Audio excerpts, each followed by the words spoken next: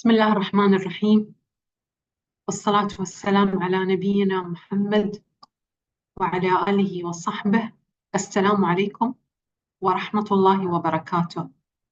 It is indeed a great pleasure to welcome you to AAOIFI's public hearing related to 6 of the exposure draft of its governance standards. We are holding this public hearing in collaboration with Bahrain Association of Banks and UAE Banks Federation. Let me take you through the agenda of the session. I'll just take a few minutes for my welcoming remarks, and then our brother Omar Mustafa Ansari, the Secretary General of AAOIFI, will start the presentation. At 12 p.m. we will have a prayer break, and then we will continue and conclude at 2 p.m. Bahrain time. For my welcoming remarks, I'll just focus on a few points. First, these 6 EDs are the outcomes of AAOIFI's comprehensive Sharia governance framework project, which aims at establishing the guiding principles and rules for Sharia governance in order to ensure sound and effective Sharia governance framework in the Islamic financial institutions. The second point is that we are pleased to announce that with the issuance of these 6 EDs, the core principles for Sharia governance will be completely covered by AAOIFI. And these 6 EDs are Sharia Governance Framework, Sharia Supervisory Board Appointment and Composition, Sharia Supervisory Board Functions and Operations, Sharia Supervisory Board Review and Report, and the 5th exposure draft is the application of Sharia governance principles to Islamic finance windows. And the 6th and the last ED is the application of Sharia governance principles to Islamic finance subsidiaries and associates. For the second part of my welcoming remarks, I'll just focus on the approach for managing the session. Of course, the purpose of the session is to learn from your experience, to get your comments and to get your feedback. And therefore, you're welcome to post your questions in the Q&A tab. And inshallah, if time permits, we may have some time for the verbal comments as well. In case after this public hearing you still have additional comments, please feel free to send it to us on governance@aaoifi.com no later than 31st of March 2024. This is the first public hearing for these 6 exposure drafts. These EDs were issued in December 2023, and we will hold, inshallah, next month a public hearing in Arabic. This is it from my side. Now I would like to welcome our brother Omar Mustafa Ansari, the Secretary General of AAOIFI, to start the presentation.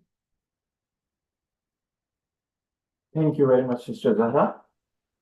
أعوذ بالله من الشيطان الرجيم بسم الله الرحمن الرحيم رب اشرح لي صدري ويسر لي أمري واحلل عقدة من لساني يفقهوا قولي. Ladies and gentlemen, respected scholars, and my dear friends, Assalamu alaikum wa rahmatullahi wa barakatuh. First, I would like to thank all of you for being here. I would like to thank the Bahrain Association of Banks and UAE Banks Federation for supporting us for this great initiative. And particularly, I can see some very senior names, being part of the participants. That's a quick look. Actually, we have, I think, nearly 520 registrations. Not everybody has joined in, but we can see more than 100 participants already, and we hope as it goes on, the number will increase as we just started. But I can see some very senior people part of it. So can I request my colleagues to kindly, particularly for the board members of AAOIFI Accounting Board, Governance Board and Sharia Board who join in. I can see Dr. Bashir Ali Omar, who has been part of this project. In addition to being a member of AAOIFI Sharia Board, he has been part of this project since beginning. So if you can upgrade him to as a panelist. Also, Brother Sohaib, I can't find his name, but he mentioned that he's joining in.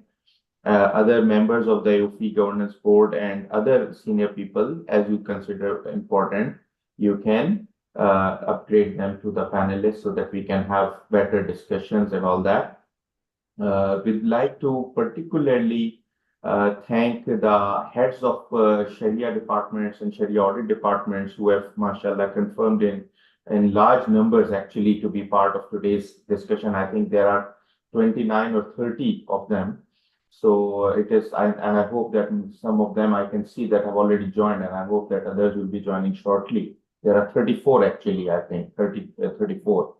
So this is, this is a very, very important public hearing, and it's not one public hearing, it's public hearing of 6 standards.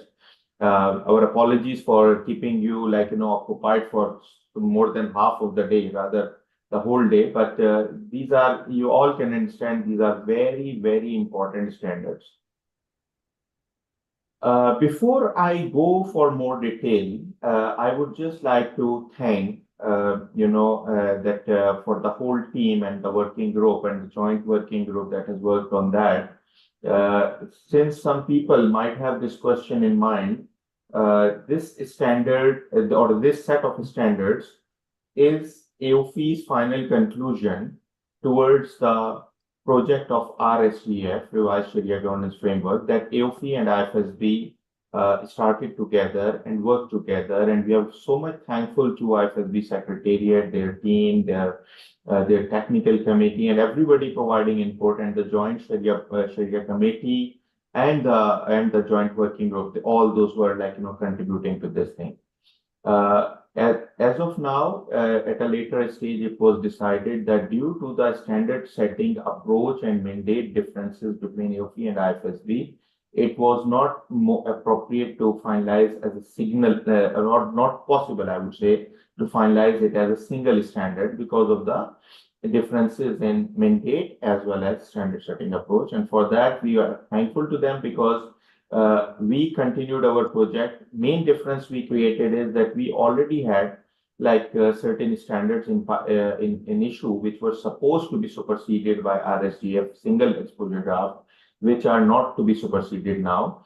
And the remaining sections, which are the new ones, are being issued in form of 6 standards. We issued these exposure drafts. Since this whole RSGF project has gone through extensive public input already, so the board has decided that we'll be holding only 2 public hearings, one in English and one in Arabic. From that perspective, this public hearing is very important, although we keep the option open of getting comments in writing.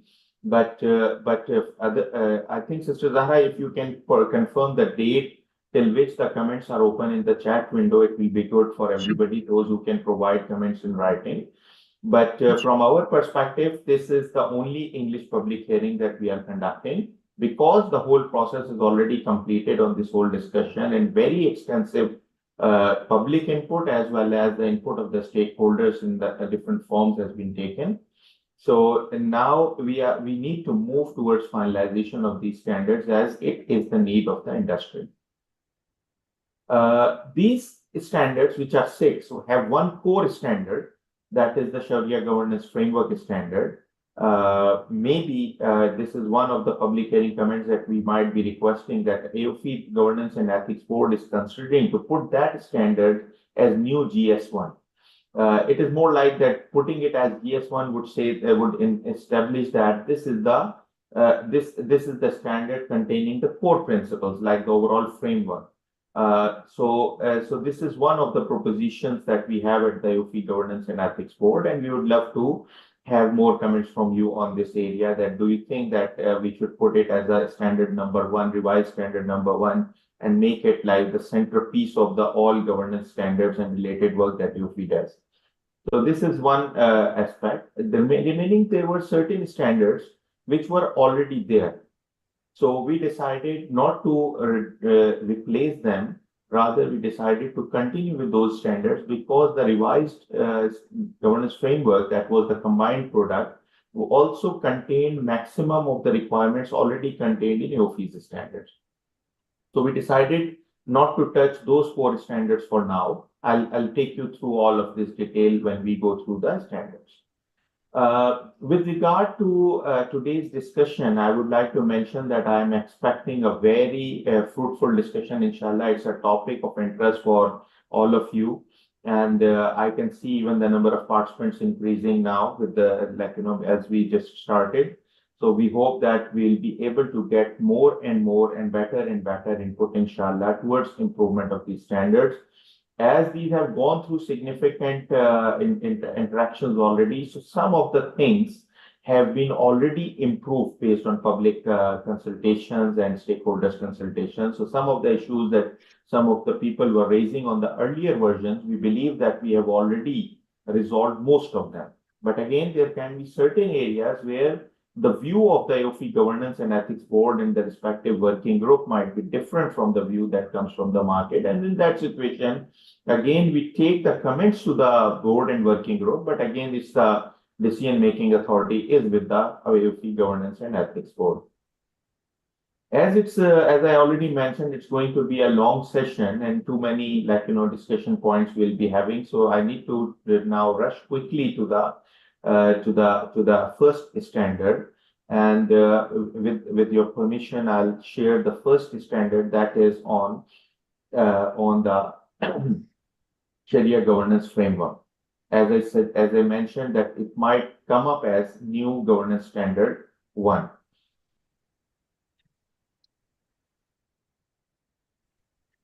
A question that is always asked from us about the presentation. The presentation is actually only the text of the standard itself. The standard is available on the websites. All the standards are available. So if I can request Sister Zahra and Sister Alia to provide a link in the chat window about the standards. Also, Sister Zahra, if you can confirm the public hearing date for Arabic, or the tentative date at least. And those who are interested for public hearing in Arabic, they need to let us know. Arabic version of the exposure drafts will also be, the unofficial version will be soon available for the conduct of public hearing in Arabic. And after that, we intend to finalize all these standards. Our target is to finalize it before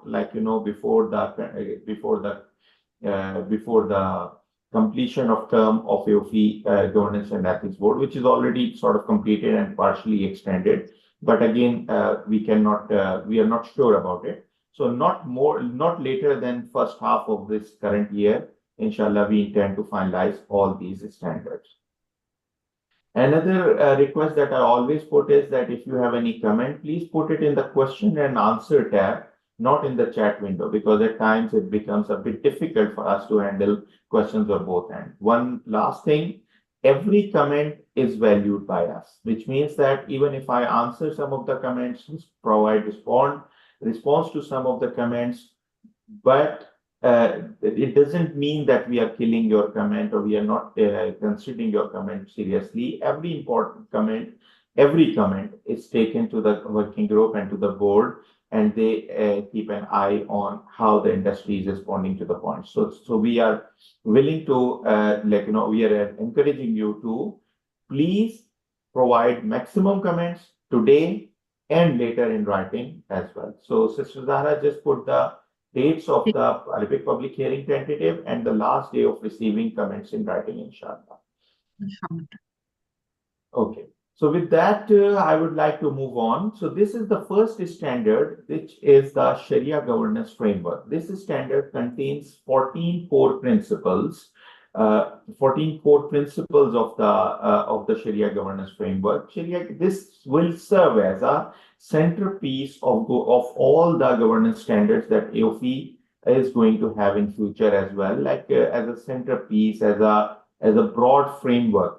There is one thing just to mention, that this is will be having a governance standard number, which means that, for example, those of you who understand the accounting framework is not having a financial accounting standard number, which means that is not directly in the effective part of the standards, but through a hierarchy of adoption of standards and accounting policies, it becomes a part of the process. So accounting framework primarily serves for the accounting board to develop accounting standards, and additionally it serves for guidelines in the absence of a specific standard for a specific type of transaction, etc.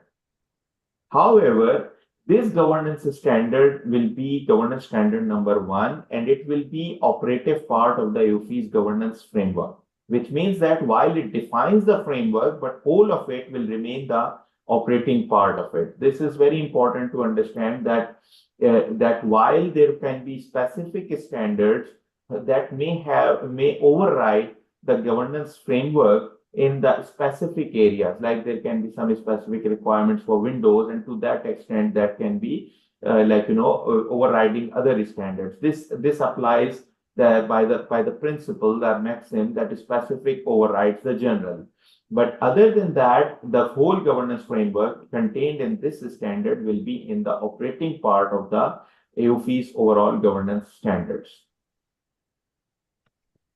On the preface and introduction, I'll not take too much time, but if anybody has any comments, please let us know. But I would just like to mention that that from the board's perspective, it was very important to put it as that issuance of the standard is prompted by the need to establish the core principles of and to develop an overarching framework and for Sharia governance that is comprehensive, appropriately flexible, accommodating, and adaptable to the evolving complexities of the Islamic finance industry, and prescribe the specific governance considerations for Islamic finance subsidiaries and associates, and promote uniform Sharia governance best practices that can be implemented globally, promoting cross-border compatibility and facilitating international transactions. Sister Zahra, just take a note of it. I can feel a couple of typo errors, which I believe should not be there in the PDF version. They might be there in the text version only, but just you need to make sure that this doesn't happen.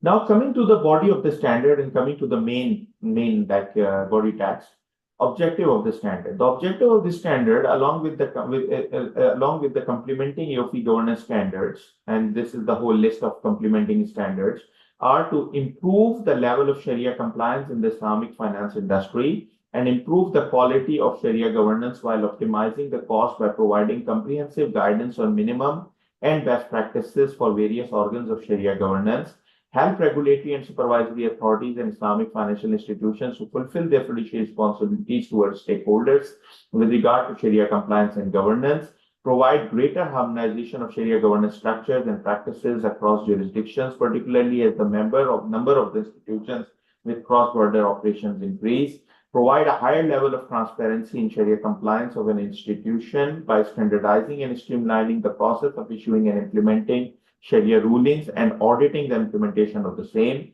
increase public confidence in the Sharia compliance of the institutions and reduce the reputational risk of Sharia non-compliance through improved Sharia governance structure, greater transparency, and more effective accountability, and complement other standards issued by AOIFI, which means that all the time we say that other standards issued by AOIFI, including the governance, other governance standards, the Sharia standards, the accounting standards, the ethics standards, the standards on auditing and assurance. These are all like a complete package. So a Sharia governance framework is important to have a proper implementation of other standards as well, and particularly this standard provides the foundations for that. Scope in a nutshell, this standard applies to all IFIs. IFIs include Windows and all sectors of Islamic financial institutions. This applies to those regulatory and supervisory authorities who choose to adopt this standard. So they may have some areas related to them as well. Like if they adopt this for their country, their jurisdiction, then there are some responsibilities of the Sharia governance framework that are on the external stakeholders, including the regulatory and supervisory authorities. So they and other external stakeholders also have to apply this one. Similarly, all other than IFIs like WAQF and other institutions who follow AOIFI governance standards will have to follow this standard also as the centerpiece of the whole governance framework. Coming to the definitions, external Sharia audit definition is coming from earlier AOIFI Sharia audit standard. Now, one thing I would like to mention that those of you who reviewed the earlier RSGF that was issued as a joint product, some of the definitions, etc., are aligned after that with AAOIFI, because that was supposed to be joint standard, but this is a pure AAOIFI standard. So some of the definitions are aligned with the existing AAOIFI standards. So there is a definition of Sharia action, Sharia audit, fatwa, coming from earlier standard. Islamic financial institution definition is coming from earlier standards, but I would like to emphasize that it includes all type of institutions, and it include the windows as well. So this is established definition already by AAOIFI. I'm just clarifying that this include that the windows are also part of it, because this is something on which we always have some confusions within the eyes of the market and some regulators. Investment risk reserve, IRR definition is coming from earlier standards. Islamic finance window is an important definition. I think that this is something that we have brought in and adapted. Adapted means that the main definition comes from the Financial Accounting Standard 40 on financial reporting for Islamic finance windows, but we added additional explanation. So Islamic finance window is a reporting entity comprising the Islamic financial services offered by a conventional financial institution through standalone branches and or divisions. Explanation 1, which is also coming out from FAS 40, an Islamic finance window may be formed in compliance with Sharia principles and rules with or without any legal or regulatory requirements, and it can take the form of either a licensed window or a virtual window. 2, in the specific context of this standard, it is clarified for the purpose of application of AAOIFI standards, and Islamic finance window is considered to be within the scope of an AAOIFI, as I explained earlier as well. So Islamic finance windows, although we are a window standard, we are going to discuss later, but because we want the whole set of principles to be applicable on windows for that purpose, so from that perspective, it is very important to define it here. I just received a question from Brother Ahmed Al-Assas for Assalamu alaikum, brother, and welcome. For Islamic Windows setup, the matters related to Sharia board remuneration, etc., should be handled and approved by the bank's board, governance, nomination, and remuneration committee level as per good industry practice instead of shareholder level. Brother Ahmed Al-Assas, I think you raised a good point. From the practicality perspective, I might personally agree with you. From the practicality perspective, because window can be small as well, but we have seen some windows which are quite big. They are bigger than some of the banks, than Islamic banks. So I can tell you that, for example, in UAE, certain windows are bigger than some of the smaller Islamic banks. In Oman, the biggest player is the Islamic finance window. So while I take your point very positively, it's from practicality perspective, it's a good point. We can discuss it as a specific consideration issue in the Islamic finance window standard as well. But if you ask me, as Umar, I'm not saying that it is the view of the governance board or of AAOIFI, but the view for me as Umar, I believe that the significance of Islamic finance will be undermined, and the purpose of putting the reporting line of the Sharia board to the Sharia board appointment to the General Assembly or the shareholders is to give them an equal status. Our standard, I think, allows that their remuneration can be handled by the board under the permission of the shareholders. But it should not happen that they become like, subordinate to the board. If we put all the responsibilities in case of windows for them in hand of the board, so the appointment issue particularly can create a conflict of interest. So while from practicality consideration, I agree with your point and your suggestion, but from the perspective of independence and authority of the Sharia board, it might be very important that they should not be sort of being evaluated and remunerated by the board or its nomination committee. So from that perspective, we take your point, we'll take it to the working group and to the board, but the rationale why we want to put it on the shareholder, even in case of windows, is because we don't want them to be given a very low stature. independence comes from two angles. AOIFI standard on Sharia board independence addresses this issue already, which is already in place. It says that independence and objectivity, it comes from from the objective mind, that your views should not be subordinated by conflicting views. You need to have your clear views always. So if Umar Ansari is independent in his views, he can still stand up and speak in front of his bosses. That is the independence attitude. But the second part is it comes through the organizational stature. So even if Umar Ansari has independence, but if he is reporting to some people, he cannot be completely independent from the influence that is created because of the reporting line, because of being evaluated by those people, and because of being answerable to those people.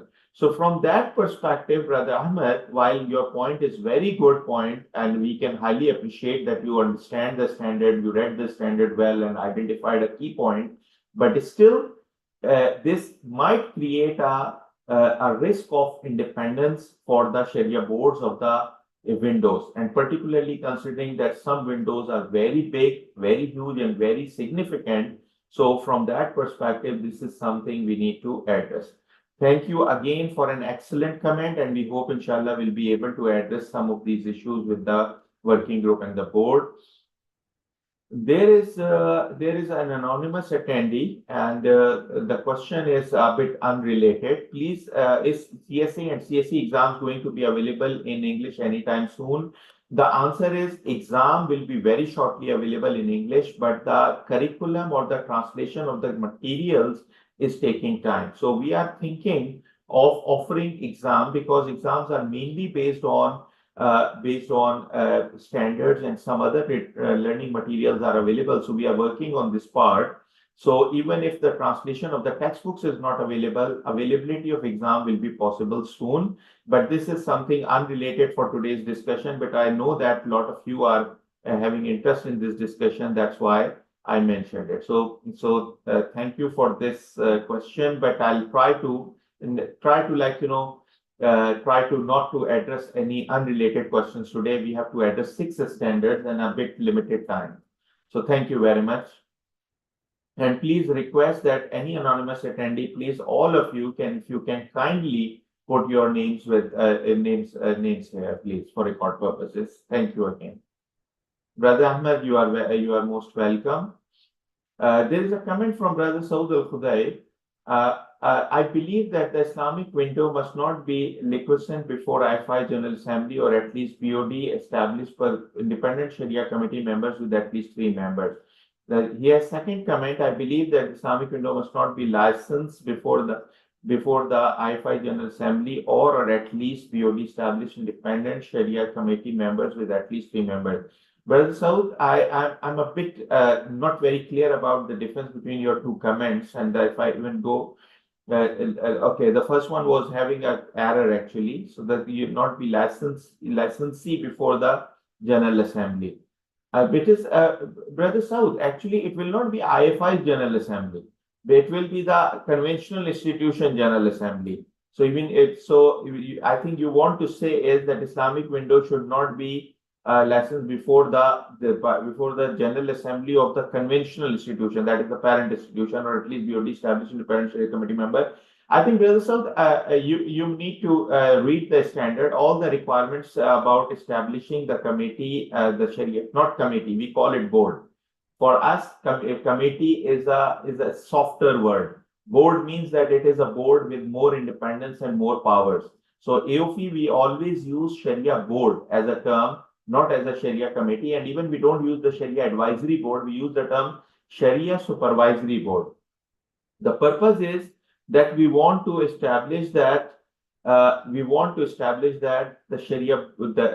Sharia board is having an equal level of authority, more or less equal to the board of directors. The difference is that the board of directors authority is in the management and strategy and the business, while the Sharia board authority is for the Sharia part, but they are not under the board of directors. That is the most important point we want to establish, and I think that to that extent, this point is linked with the point from Brother Ahmed as well. Thank you again.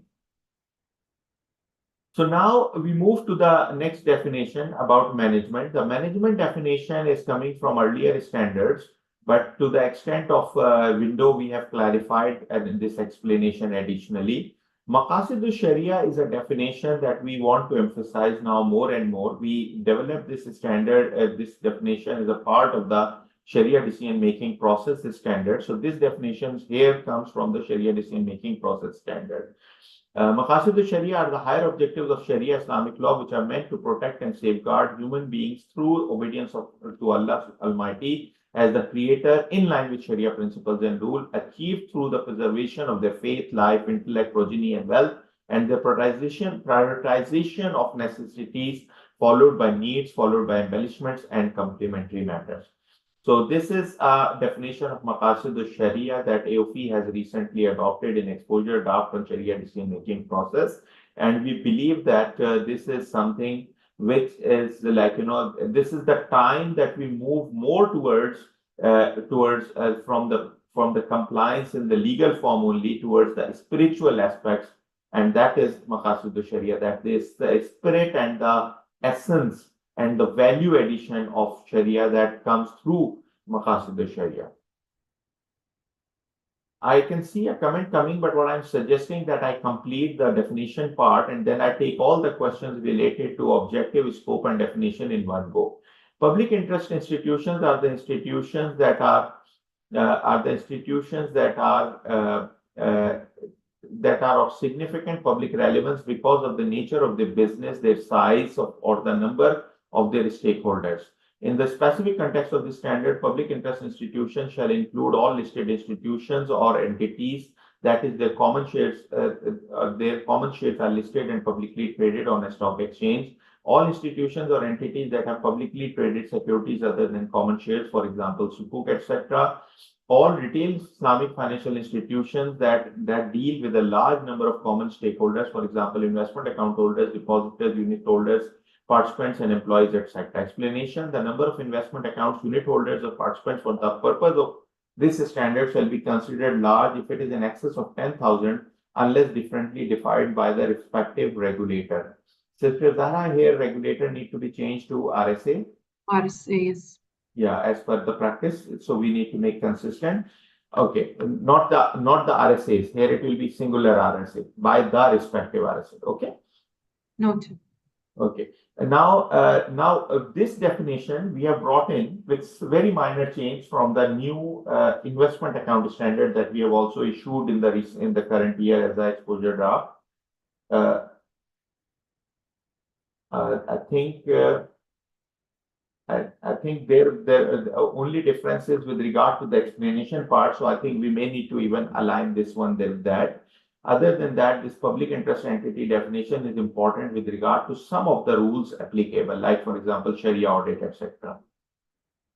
Profit equalization reserve is a definition coming from our earlier standards, that is the financial accounting standard, because we have a definite standard on the risk reserves, that is IRR and PR. Both definitions are coming from there. Senior management definition is also coming from earlier AOIFI standard. Only difference is that in the explanation we have clarified with regard to the investment and in the subsidiary and the windows part. Sharia non-compliance risk is the risk that arises from an AAOIFI's failure to comply with Sharia principles and rules. This is a subset of operational risk and may in certain circumstances result in legal, financial, or reputational risk.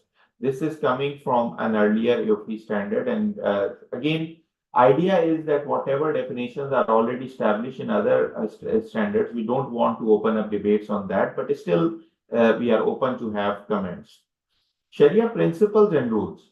This is one of the most important definitions that we have now. And in last several years, I have explained it many times, but because this whole Sharia governance framework revolves around establishing Sharia principles and rules and implementing those Sharia principles and rules, and it is very important that we understand the concept of this definition that AOIFI has brought in.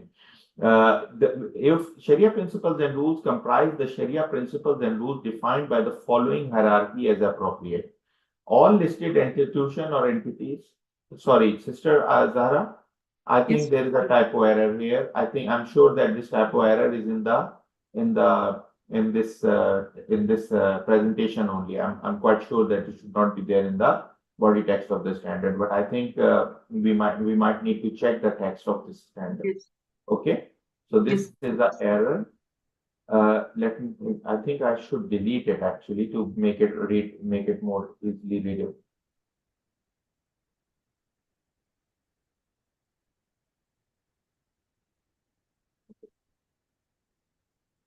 So the hierarchy is starts with the Sharia standard issued by AAOIFI, the regulations issued by respective jurisdiction regulator insofar as these entail the regulatory Sharia requirements.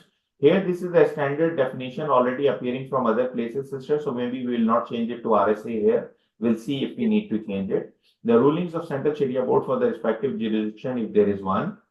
The requirements of the applicable financial accounting standards as issued by AAOIFI insofar as these entail Sharia-related requirements, and the approvals and rulings of the Sharia Supervisory Board of the institution. So this is a five-level hierarchy, and this five-level hierarchy is a standard in a lot of AAOIFI standards, including the AAOIFI Financial Accounting Framework and some of the AAOIFI Financial Accounting Standards. Just for those of you who have read the earlier RSGF exposure draft and provided comments on that. In the joint standard, it was supposed to be slightly amended, where item number 4, that is the Sharia related requirements and FASs, was brought into 1, that is A. However, AAOIFI has, developing its own standard, has a very clear insistence on application of this definition for the purpose of determination of Sharia principles and rules, for the purpose of having a global harmony of Sharia compliance across the globe. However, we acknowledge and we understand that respective regulators have the right to change the hierarchy because some of them don't adopt AAOIFI Sharia standards, or some of them don't adopt AAOIFI Sharia standards as fully applicable, rather they consider them as guidelines. So in that situation, they can change the hierarchy for their respective country. Now, what is the significance of this hierarchy for the Sharia governance framework? Actually, we need to understand that when you say that you want Sharia compliance, when you say that you want Sharia governance framework, what is Sharia is the first question. Is Sharia what Umar Ansari says, or is Sharia what your Sharia board says, or if Sharia is what your regulator says? This is something that a single term Sharia may be interpreted by different people in different way, and that is why establishing a core definition of Sharia principles and rules and then sticking to that, not only for an institution, but for the whole jurisdiction and on a global basis, is very important for Islamic finance. This will enable that if Umar Ansari moves from his home country to Bahrain, then he finds the same Sharia principles and rules applicable to Islamic banks, and he can, without any question in mind, coordinate with or deal with the Islamic bank here in Bahrain. Or if we have to do some international transactions, or if we need to issue sukuk, which are available in the global markets, we have to do some cross-border transactions. We want to support the supply chains and the food security issues, the supply chain issues, all these things. You cannot have cross-border transactions and all these things till the time you do not try to converge to a single set of principles establishing Sharia. This applies all over the world. Like you have the codes for opening letters of credit. You have the codes for the financial markets and the capital markets and the banking transfers and everything. So same thing applies to Sharia, and this is something which is very crucial to understand what is Sharia, to have it applied on a uniform basis and on a as maximum as possible on a global basis.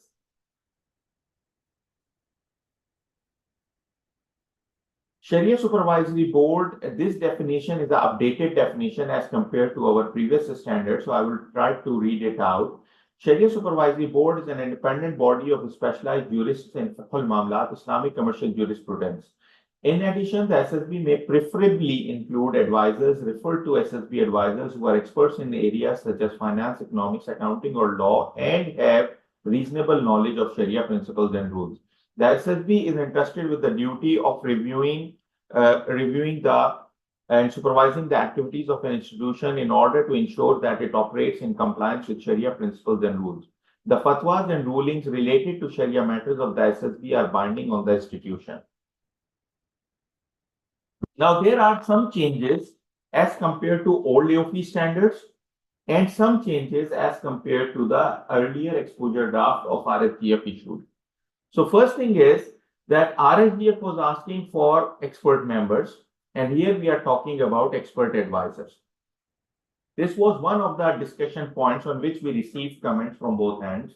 And while I can say that the primary view of the AOIFI Governance and Ethics Board was to have expert members, considering the value addition that is created by them. But those expert members were not supposed to have the voting right in Sharia matters. But considering some concerns from Sharia scholars, considering some concerns from some of the market participants, it was decided to keep it to advisors.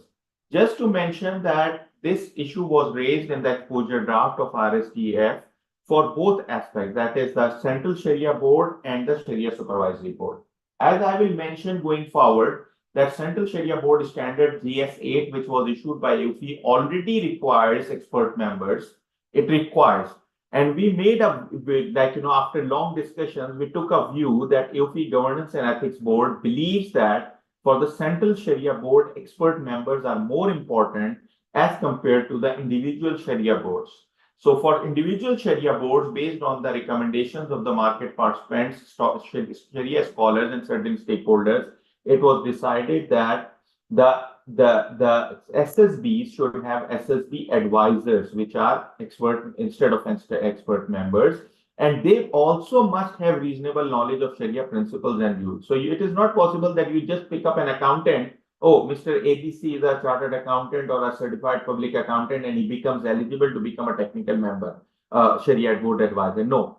In addition to his core knowledge of accounting, he must have a reasonable knowledge of Sharia principles and rules. So this is still a condition for being a part of this, and we made it preferable. We did not make it mandatory, although I can tell the original view of the AAOIFI Governance and Ethics Board was to make it mandatory, but based on market feedback received, it was decided to change it to preferable and to advisors. So this is a new definition, which is different from the AOIFI's earlier own accounting governance standards, as well as different from what was mentioned in the RSGF. I've taken some time on this definition because, to be honest, this definition related issues were one of the significant aspects that we received as comments on the RSGF, and some discussion from different stakeholders and market participant feedback. They all included that. Those charged with governance. AOIFI standards normally use the term those charged with governance in all of our standards, TCWG. As compared to board of directors, because we believe that in some situations and some countries, board of directors is not the only authority. In some countries, there is a board of supervisors in addition to board of directors and board of governors. Similarly, there can be different type of structures, and AOIFI standards are applied to Islamic financial institutions and certain other institutions, for example, AAOIFI as well. So there can be a board of Nazirs or a board of trustees for AAOIFI. So considering all of it, even not only AOIFI, IAASB, International Auditing and Assurance Standard Board, as well as IDESBA, International Ethics Standard Board for Accountants, they all use the term those charged with governance, which is now a more globally acknowledged term in the professional circles, not very common in the Islamic finance circles. So we receive a comment every time on that. This definition is as per ISBA standard. So we keep it like this, and we have instead of board and others, we normally refer to TCWG, which include the board, its relevant committees, or its alternative by whatever name called. Okay, here we have completed the scope and objective section. So I'll just stop here and I'll try to take the comments and questions here. Mashallah, I'm happy to see we have nearly 180 participants right now, and that speaks of actually the interest of the market in this subject. And I can see the questions coming up very fast pace now.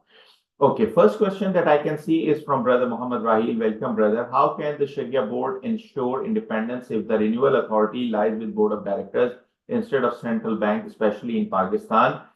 It should not be with the central bank. It should be with the shareholders. What we have required is with the shareholders.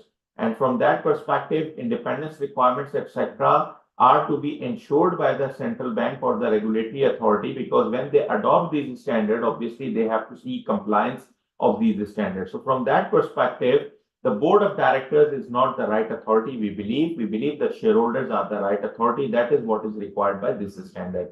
Thank you very much, Brother Rahim.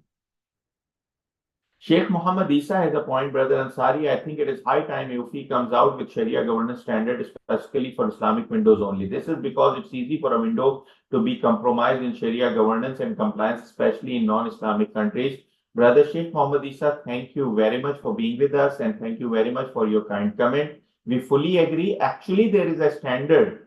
A part of these 6 standards, there is one standard on windows and one standard on subsidiaries that we are supposed to discuss today. So from that perspective, I think we are trying to answer your query already. We just need to, I'm just afraid today about the time. To be honest, it is a very long and interesting subject, 6 standards in one go. Honestly, it's not very easy to handle. But thank you very much. The standard is very much there, and we are going to discuss it later today, inshallah. Brother Rahil has another comment. While this question may not be part of the current session, it is recommended to develop standards on Sharia non-compliance risk.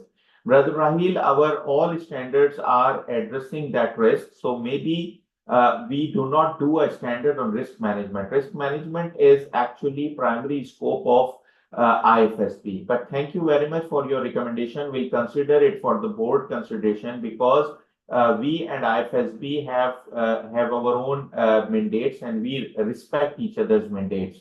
So for us, risk management is not our area. Risk management is IFSB's area. But Sharia non-compliance risk, we can say like that Sharia governance, it is an overlapping area. So we may consider doing it, but we highly respect each other's mandate. So maybe while we will take it to the governance board and see how they look at it, but we might not be actually doing it. Thank you very much again. But we address, a lot of our governance standards and these things are actually addressing that risk. Now, Brother Rahil again has other comment. Could you please share the comparative version? It would be helpful for better visualization. Better version with what, Brother Rahil? You are talking about with the RSGF or with the earlier standard, the comparative version? So I think that I'm identifying most of the key issues already, but in a nutshell, how I would say that if you are talking about comparison version with the RSGF, that is not needed and consciously not done. But all that process of public consultation and initial development of standards is all considered part of the history of development of these standards. Brother Hamzi Faiz Ali, Brother Umar, does TCWG compulsory to be part of Sharia governance? TCWG will report to BOD. No, Brother Hamzi, my apologies if I was not very clear on this. TCWG is primarily, the board itself is TCWG. Means who is in a normal entity, who is charged with governance? That is board of directors. TCWG is a broader term which includes board of directors or any other alternative term, or at times it may include the respective committees of board of directors.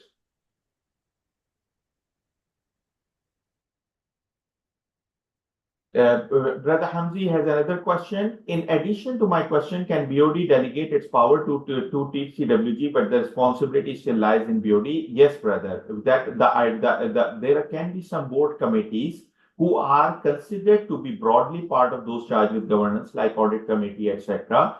So the answer is is yes, except for clarifying that BOD itself is part of TCWG, and there can be additional elements in TCWG as well, depending on the respective legal requirements in the country, corporate laws, governance frameworks, etc. Brother Ahmed Al-Assas has another point. There are various references regarding AAOIFI governance standards in this document. However, unlike AAOIFI Sharia standard, the GS are currently not explicitly mandatory in Islamic windows of conventional institutions in Bahrain. Therefore, how are the governance standards requirements expected to be followed by Islamic windows in view of discretionary nature of such requirements for the same? This is a global comment applicable to all references related to GS requirement.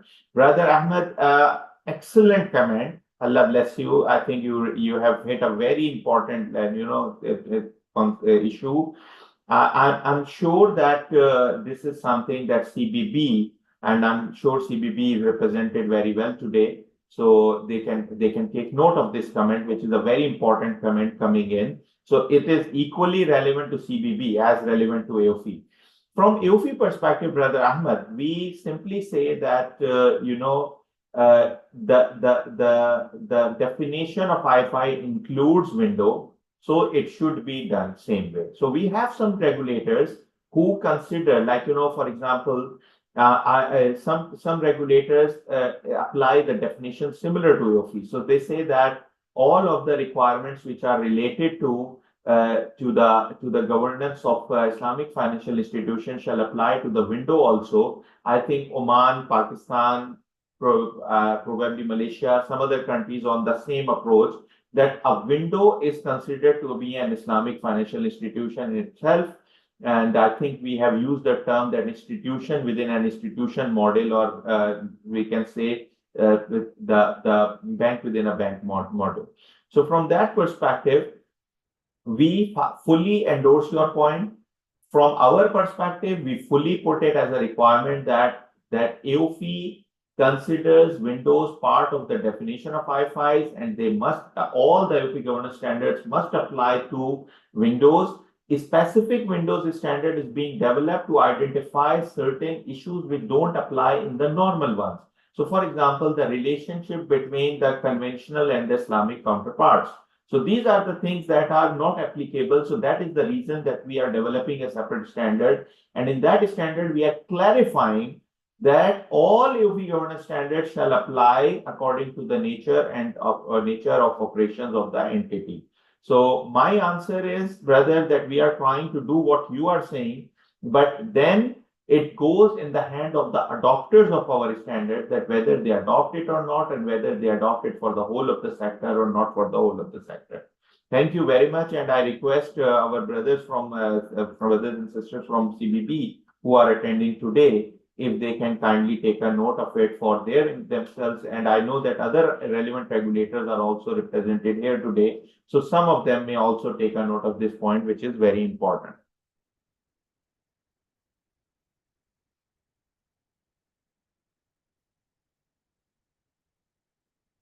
We have comment from Brother Sadiqullah Mevanwal. Thank you very much, Brother Sadiqullah, for joining us, and thanks for your question. It is recommended to merge SB and BOD. The SB shall become Board Sharia Committee like Board Risk Committee. There will be only one board in the bank. Brother Sadiqullah, I think that the whole of AAOIFI's structure of governance does not accept this thing. Secondly, there are two different issues. I don't want to open up this debate, but I would like to clarify. If you put the Sharia board members on the same board, Sharia members, so they will become part of the managerial decision making and strategic decision making, which will create a conflict of interest for them. And they will not be able to supervise the Sharia activities. So from that perspective, it is very important that the Sharia board remains independent. Independence of Sharia board and the independence of Sharia members will be jeopardized. Even I am aware of several situations where one or two Sharia scholars are added to the board or board of directors. But I can assure you that just by becoming a member of the board, they become part of the decision making of the board, which becomes managerial, which means they lose their independence. The crux of Sharia board's functions lies in its independent functioning and independently supervising the activities of the Islamic financial institution. So, Brother Sadiqullah, your comment is valuable for us. We'll take it to the working group and the board, but I would like to humbly submit that this is unfortunately against the overall approach taken by AAOIFI in developing its governance standards. So from that perspective, it might be a practicality consideration, but it might not be the best solution for ensuring and upholding the Sharia compliance.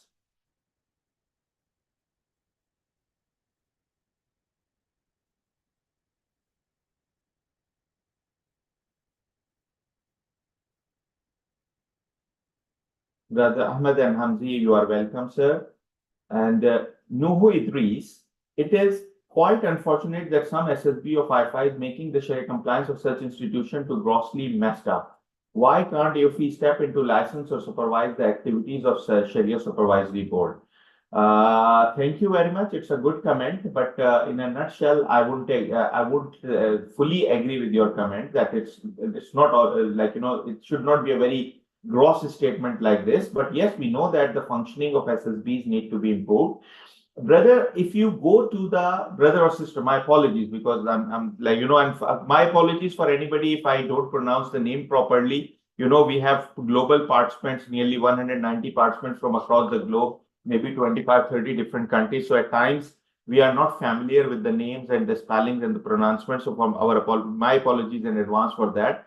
And at times even sorry, but it's very difficult to say brother or sister. So maybe like I'll try to answer the question. Nutshell, why can't AAOIFI step in license to supervise the activities of SSB? The answer is AAOIFI is a standard setter, not a regulator. AAOIFI may not have any regulatory power anywhere around the globe.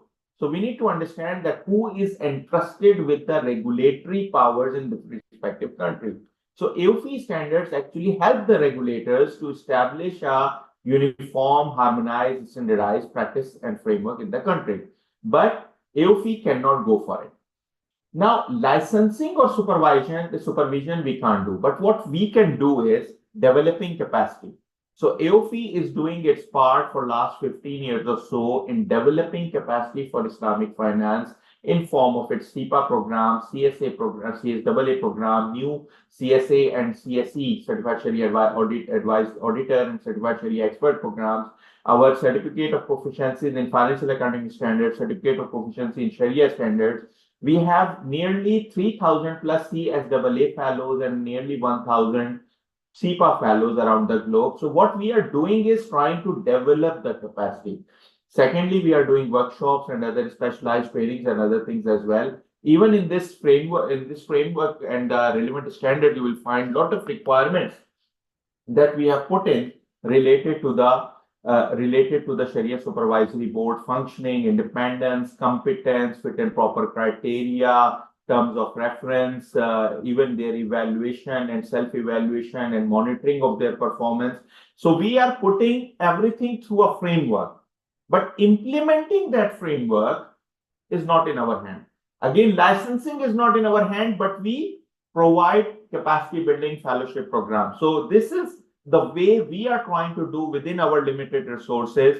AAOIFI is an institution which need all of your support. You need to have more and more people getting the capacity building support from AAOIFI for these reasons, and you need to help us in having the standards implemented in the right way by the respective regulators.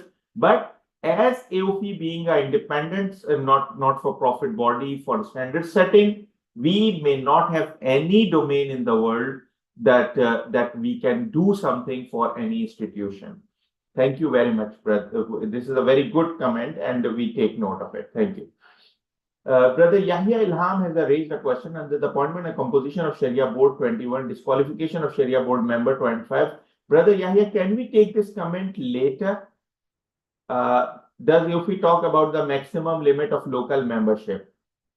Okay, you are jumping to a point which comes very late in our discussion today. The quick answer is no in this standard. There is an independence of AAOIFI Sharia Board independence standard of Sharia Board members, which is already there, governance standard number 5. That governance standard number 5 will be will be revised in due course. So since that standard was already there, so independence and some other rotation and number of seats and these requirements have not been included in these standards based on some differences of opinion and market feedback. And these will be part of the revision of the separate standard. Thank you very much, Brother Yahya. And we'll come back to this discussion later, inshallah, if time permits. Anonymous attendee, again, I request every time that please put your names because we have to keep your comments with the names. It is very important for us for recording the comments with the names for the purpose of working group and the board. I would suggest to give some flexibility to the RSS to decide whether Islamic windows shall put in place the same organs of Sharia governance than a full-fledged IFI. Principles of proportionality shall apply for Islamic windows may not have the scale of bigger Islamic windows to apply the provision of Sharia governance framework, for example, dedicated business unit. I think you are talking what we have said in the standard. So when we reach the Sharia standard on the Sharia the governance standard on Islamic finance windows, inshallah, we'll address this issue. The proportionality issue is appropriately addressed there.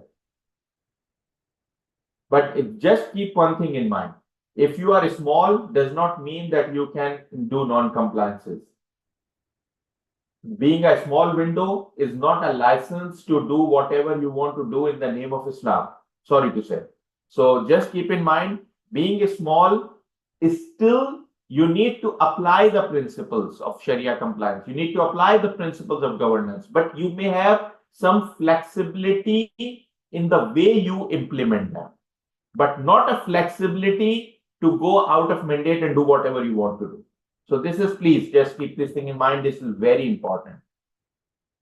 Okay, so I think we have got a lot of good questions, and I can see, mashallah, the interest is there. A lot of participants joined in between. I cannot go through the list of all participants. I'm sure there are some very senior people joining in. I can request the team to just update some of the, particularly the board members, to be part of the discussion. Brother Sohaib and Dr. Bashir, if you want to say anything at any point of time, please let me know. You can raise your hands. We just quickly received 2 questions. Okay, well, first is not a question. First is an introduction. And this guy doesn't need an introduction, Brother Islam. Okay, maybe you change your name. You were appearing as an anonymous attendee, if I'm not mistaken. So Brother Islam has actually changed from anonymous attendee to his name, and thank you very much for joining in. We have another comment from Mr. Ataus Samad Farhad. Do AOIFI can manage ranking of its followers? Brother Ataus Samad Farhad, again an excellent point. Like, who follows AOIFI standard and who does not follow, and to what scale they follow. So the answer is AOIFI can't do it, but AOIFI has developed standards in the area of rating. So we developed 2 standards, one on Sharia compliance and fiduciary rating for Islamic financial institutions. And the second standard, which is more recently issued in December as a final standard, it is on Sharia compliance and fiduciary rating for Sukuk and Islamic finance instruments. So putting these 2 standards together, we have issued a mechanism in which not ranking, but the rating can be done. International Islamic Rating Agency is one of the institutions which is already working on that area, and we want other institutions to come up and work on this area. AOIFI is collaborating with IIRA, Islamic International Rating Agency, on multiple aspects. So from AOIFI perspective, yes, we want to support the activities in this area. And the answer to your question is yes, partially yes. What AOIFI can do is to do standards which address the issue of rating of Islamic financial institutions and Sukuk and Islamic financial instruments. That is our part that we did. The second part is that industry need to come forward and work with IRA and other rating agencies to get the Sharia compliance and fiduciary ratings for Islamic financial institutions and for the instruments, etc. So thank you very much. Partially yes, partially no, but we already did our part. That is the standard setting part we have already done. Thank you very much again. Okay, KM Faridur Rahman, in Bangladesh, educational qualification of Sharia Supervisory Committee members is Kamil or Dao or postgraduate degree in Islamic studies, Arabic, Islamic law, Islamic economics, Islamic banking with profound knowledge in Arabic language. Now, my question is, if anyone has graduated in different discipline but has long year of experience in Islamic banking, then can he work as Sharia member to any Islamic bank? And does this above criteria contradicts with the criteria mentioned by AAOIFI? AAOIFI developed a criteria. I believe your criteria is explanation of AAOIFI criteria in your country, but we have additional criteria elements also. So when we go to the Sharia board appointment section, you will find the criteria that we have defined, which include the base qualification, but include additional aspects also. So for us, only the qualification is not the criteria. And the qualification in different countries is different. In some countries, you will find Shahadatul Alamiya or a Mufti Takhassus fil Ifta or something like this. Some countries you will find LLM Sharia or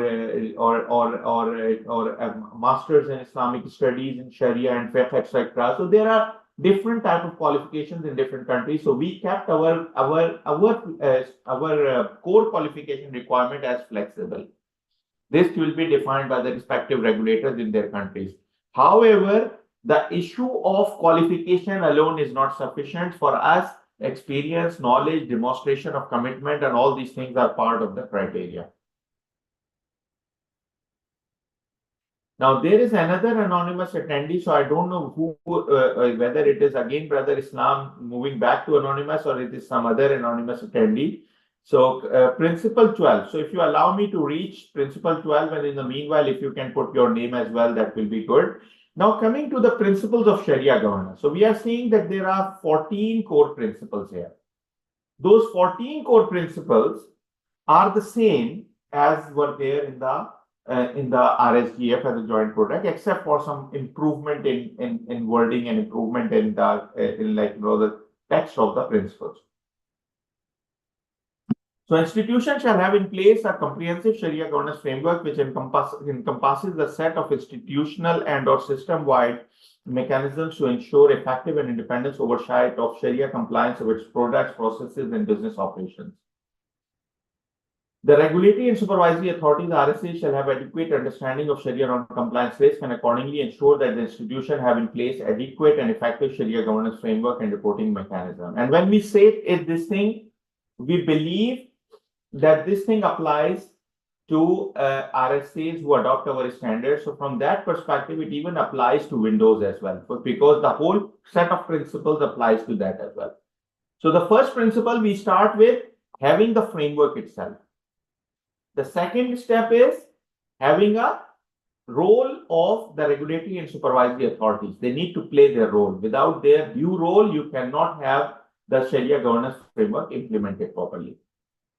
Principle 3 is Central Sharia Board. Now, Central Sharia Board is strongly recommended by AAOIFI, but not mandatory. This was again one of the discussion points in the RSGF. AAOIFI already has its standard number, GS number 8, which is already there in there. So the section related to Central Sharia Board, which was there in the RSGF, is no more there. Rather, we just refer to our GS8. Now, GS8 already has it as a recommendation. The difference is, if I remember correctly, I need to recheck it, but if I remember correctly, it is recommended, but here we say strongly recommended to establish and appropriately empower Central Sharia boards. This is because we believe that Sharia compliance need to be at the global level harmony and then at the country level harmony. And then the functions of the Sharia supervisory board of the institution should be limited, because if you allow each individual Sharia supervisory board to define Sharia by themselves, every individual Islamic bank may have some differences of practices and policies within the same country and then globally.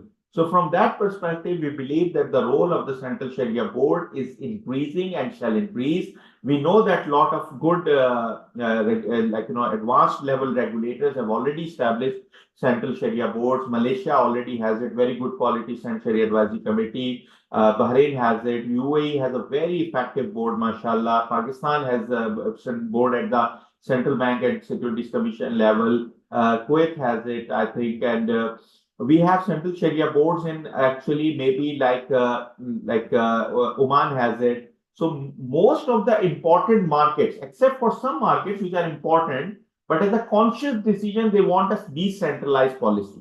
So those who want decentralized policy, we do not insist. We are simply saying it's strongly recommended to have it. But if a regulator or a government has a policy to keep the Sharia matters decentralized, they can obviously take this approach. But the AOIFI's approach is that centralized is preferred as far as practicable.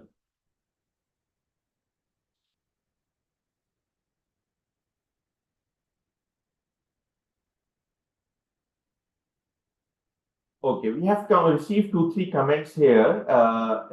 First is from Brother Talha Kapadia. Dear Brother Umar, Assalamu alaikum. Walaikum salam, Brother Talha, and good to see you here.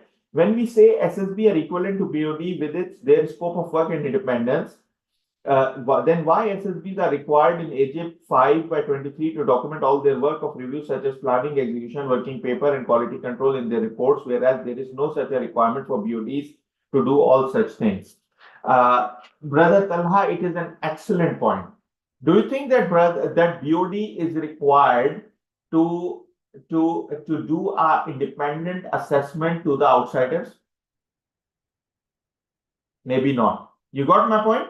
BOD has an annual report requirement. They need to give an annual report, but this annual report is not independent. Nobody claims that annual report, which is approved by the board, or annual report of the board, or the chairman's report in some countries, or whatever they call it, that report is never independent, brother. On the other hand, the Sharia board is required to give a report which is independent. Now, those two reports or those two functionalities cannot be exactly same, because Sharia board is having the equal power and stature with regard to the decision making. But since they are independent and they are required to give a report, and that is supposed to be an independent report, then you cannot say, oh, we are like equal to board of directors, so since they don't do any working papers, we will not do working papers. No, I'm sorry, because you have to do an independent report, hence you are supposed to have a proper structured documentation of the basis of conclusion that you reach while submitting your report. And from that perspective, it is very crucial that you apply the professional practices which apply to such independent assurance exercises. So, Brother Talha, if I appoint you that you need to do a Sharia supervisory alone as a single person for my personal sort of entity, even if I give you powers equal to the board with regard to Sharia matters, because even not equal to board, in Sharia matter, your decision will override the board of directors. So it's not only equal. In Sharia matter, it overrides. But the point is that you are also required to do a report, and that report is supposed to be independent. And that independent report, you cannot say, oh, I'm independent, but I don't need to review, I don't need to document anything, I'll just sign a report. No, I'm sorry. It is very, very important that any professional exercise that results in issuance of an independent report should have properly documented evidence and conclusions. I hope you understand, brother. But we clearly said that they can partly rely on the report of the internal Sharia compliance and that, but still, if they are giving a report, they need to do that. Let me be very, very honest. The approach of having a standardized set of AAOIFI Sharia standards globally, then the regulatory Sharia guidelines of the country, then Central Sharia Board regulations and rulings and fatwas, then Financial Accounting Standard Sharia related matters. After that, Sharia Supervisory Board has less room to do independent fatwas, and it has more responsibility of doing the supervision. And that is why we always insist that AOFI considers Sharia board to be a Sharia supervisory board, not advisory board, which means that Sharia supervisory board is to be doing independent supervision of the institution. And you can well understand that that independent supervision requires a report, and that report needs to be properly supported. Thank you very much, Brother Talha. You raised an excellent point, and I hope my answer would be sufficient.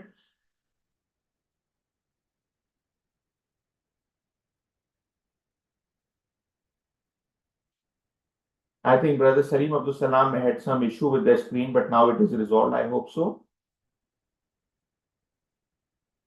Brother Ali Allahwala has raised a question that is related to window. Brother Ali Allahwala has raised a question which is more related to Windows, but let me address it here because it's a very important question. Brother Ali Allahwala, thank you very much for joining in. I can well understand in the Standard Chartered Bank you have multiple windows working in different countries, and probably you are one of the largest global bank working on the Windows model. So from that perspective, I think it's an important point. So it is your view that Windows are leverage model and not a bank within the bank. This helps Islamic banking taking advantage of the resources and distribution structure of the conventional banks and helps to grow the size and scale of Islamic banking while adhering to Sharia guidelines. If we adopt what is being proposed, it would restrict Islamic banking and make it a minority stakeholder. Brother Ali Allahwala, I can read this comment opposite. I can say that Islamic banking, the conventional banking is using Islamic windows as leverage model, and this helps conventional banking taking advantage of the resources and distribution structure and the stakeholders belief and the Sharia conscious communities advantage to improve their business. You got my point? I just read your point in the opposite way. So there are two angles to seeing this thing. One is allowing Windows helps improving Islamic finance by getting some benefits of the conventional, as you mentioned. Thank you very much. I think this is something that we want to do. But should it happen at the cost of the other part that I said? That conventional banking gets an additional advantage because they are not subject to those additional costs and not subject to those additional restrictions, and they are not subject to even the minimum capital requirement and the capital adequacy requirement, and they get the benefit of the belief of the Islamic finance related stakeholders. At times they are even bigger than the Islamic banks, and because of this thing, at times Islamic bank and Islamic takaful actually go at a disadvantage. So brother, both angles can be there. Both angles can be there. But AOFI has taken a very conscious view on this. AOFI believes that it is high time that, because there are some countries like Qatar who prohibited Windows. Why? So there is a debate whether there should be Windows at all or not. The answer that AOFI has tried to find is that we want to discourage Windows. Let's be clear. AOFI Sharia Committee particularly has a view that we want to discourage Windows and we want to encourage Windows to be converted to subsidiaries. That is number one. Because subsidiaries will be subject to the full set. Secondly, even if there is a window, the day you say that you want to do window and you want to do business on Islamic principles, Islamic finance and conventional are, sorry to say, two enemies. One is war with Allah subhanahu wa ta'ala and his messenger. It is not just that, okay, we are just doing the same business in two different contracts. No, sorry. We have fundamental difference from conventional banking. We believe conventional banking is haram. We believe that Islamic finance should be promoted in a way that conventional banking is eliminated from the Muslim countries. This is AOFI's Sharia board and the Sharia committee that reviews our standard. Their main stance that we believe interest is haram, so it needs to be eliminated. So yes, we need to involve and collaborate with the conventional sector till the time and to the extent only that nothing at all is compromised on the Sharia side, including Sharia governance, including financial reporting. So while Brother Ali, I understand your viewpoint as well, but maybe I would like to mention that the viewpoint of AOFI as a governance board, I can be very clear as a Sharia board and even the accounting board. I can tell all the three boards, they have a more clear view that while we do not want to stop Windows, but we want Windows to work properly as institution within an institution model while segregating everything from conventional as far as practicable. Anything that is integrated with conventional in a manner that compromises Sharia governance, financial reporting, or Sharia compliance, that must not be accepted. I think this is like, again, we take your view, we understand, we'll take it to the working group and to the board. We'll see if there is any further flexibility that is mandated for the need of the Windows. We'll see that. Brother Sohaib, you want to make any comment on this? Because on Windows, we received this comment very strong and earlier comment about Bahrain. Would you like to say something here? Thank you, Omar. No, I think regarding the Windows comment, you clearly clarified the position that we have. It is, what Ali has mentioned, it is definitely a perspective that we have from the market. But for reasons that you have outlined, we have taken a different perspective, and we have strong reasons to believe that this is the perspective that we should carry forward. So, it's just that we can say we agree to disagree. I know there are strong commercial reasons for taking the position that Ali has taken, but this is a more of a philosophical position that we have taken. And even from a practical perspective, I think 30 years is way too long to let industry come out from its infancy. So in the late 80s and the 90s, Windows started to prop up, and it has been 30 years. So those windows that are serious about Islamic banking, they should morph now into more of a subsidiary model, or at least they should accept greater restrictions on the window model or close shop. So these are the three very clear decision points that they have. We should not be letting anyone, any player in the market, claim that they are Sharia compliant and then be subjected to lesser standards than the minimum standard that we are specifying for the industry. You cannot have this position in the market, in any industry actually, where you are selling the same thing, but you are holding yourself to different standards. That's not on. It's unfair, and I think the practice should stop.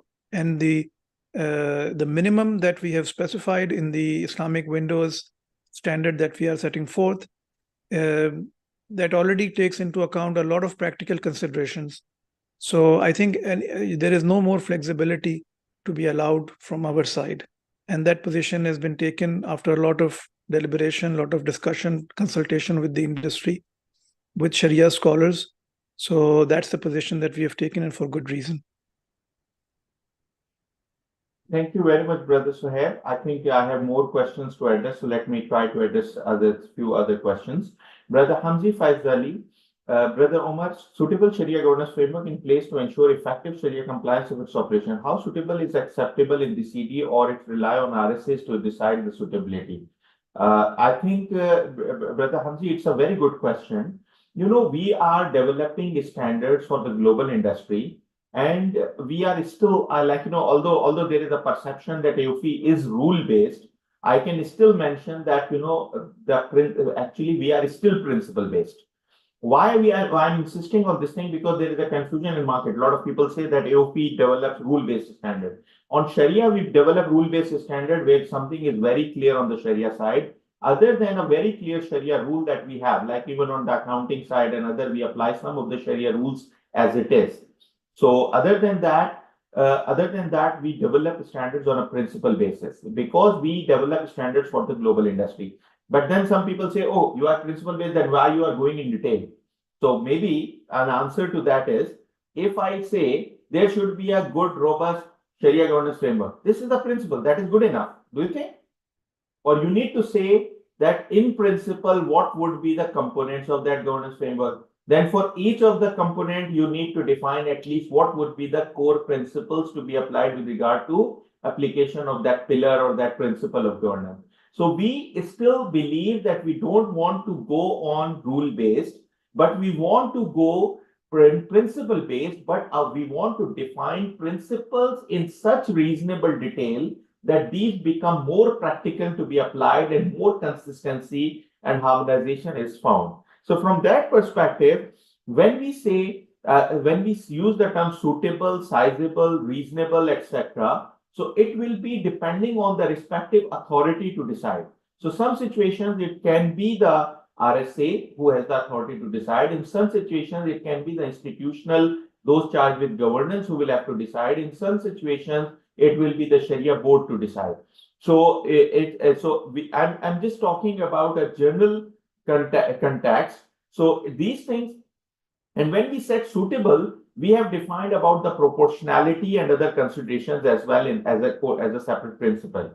So that is actually where you understand how to apply the suitability or the flexibility that is still there. Similarly, for Windows standard and for Windows standard in particular, we allowed some of the things. Similarly, for entities which are not public interest entity, we allowed some of the things. Thank you very much, Brother Hamzi. I hope it serves the purpose. Brother Islam, you have a comment on para 42, so allow me to reach there. Brother Ataus Samad Farhad, the problem in Bangladesh is no good scope for establishing the stabilizing the AAOIFI standards. The problem is for the central bank and tax system in the situation. We ask the help from AAOIFI for advising towards our central bank about this. Thank you very much, Brother Ataus Samad Farhad. We are working now with the central bank, with the Bangladesh Bank, that is the Central Bank of Bangladesh, on collaboration. We increased that collaboration in the last 5-6 years, and it's increasing slowly and gradually. We are planning to do some additional activities, and we are working very closely with Central Sharia Board for Islamic Banks of Bangladesh. So I think Bangladesh is one of the most important Islamic finance markets, considering around 28-29% of banking to be Islamic, and being the 4th, 5th largest Muslim country in terms of population. So from all these perspectives, Bangladesh is a very important country for us, and we are trying to increase that collaboration. And we are willing actually to increase that collaboration with the Bangladesh Bank. Thank you very much, brother.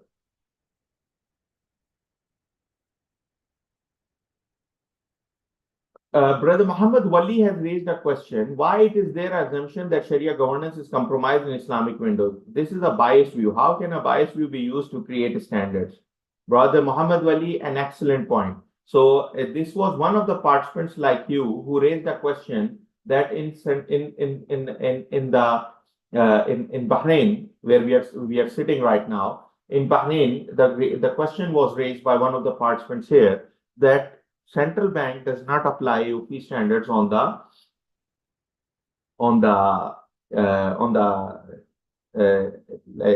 Islamic windows. So this is not my view coming as a biased view. This is what we know from the fact that a lot of countries do not have very clear principles of governance defined for window. Okay, let me share something. So I don't want to mix Sharia compliance with Sharia governance.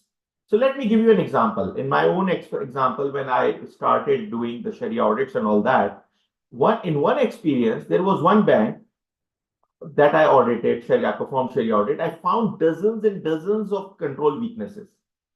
So many issues of Sharia compliance. But in the end, I was not able to conclude about any single transaction that was not haram transaction. Why? Because by the grace of Allah Almighty, although no controls were there, although so many weaknesses were there, but somehow the transaction happened okay. So there are two different things.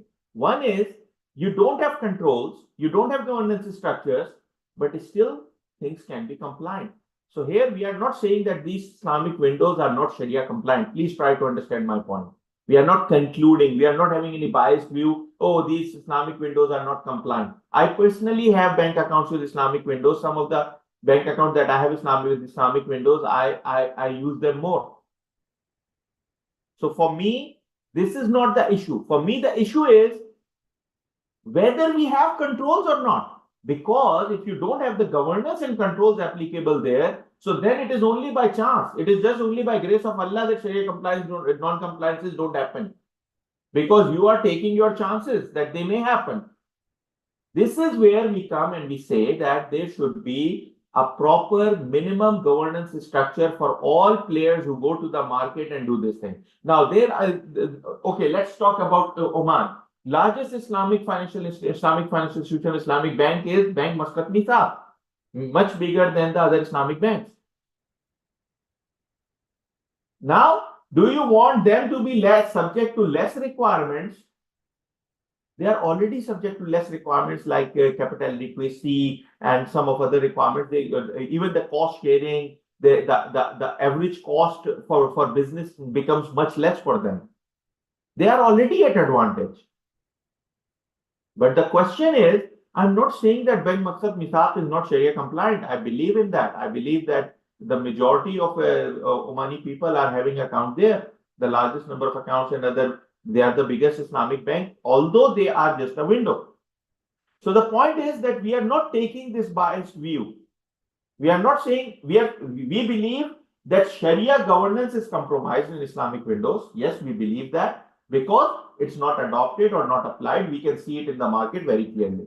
But whether they are Sharia compliant or not, or whether Sharia compliance is being compromised, we are not giving an outright decision on that. We are simply saying that they lack the structure and they need to have the same structure as per AAOIFI. However, they may be better than Islamic banks. I know some windows personally that I believe have been working better than Islamic banks, but that was happening because there were some good people working there and some good scholars working there being very active. So this now moves down from the governance structure to the individual capabilities. So do you want to leave Islamic banking only to the individual capabilities? So that person may retire tomorrow. What will happen after that? The person is making sure that everything is okay, but that person may retire. He may no more be there. He may move job. The structure is not there. What we want is, we believe in institutionalization of Islamic finance in a way that good governance structures and controls are in place. And that is why we insist on that part. Thank you very much, Brother Muhammad Wali, for your comment.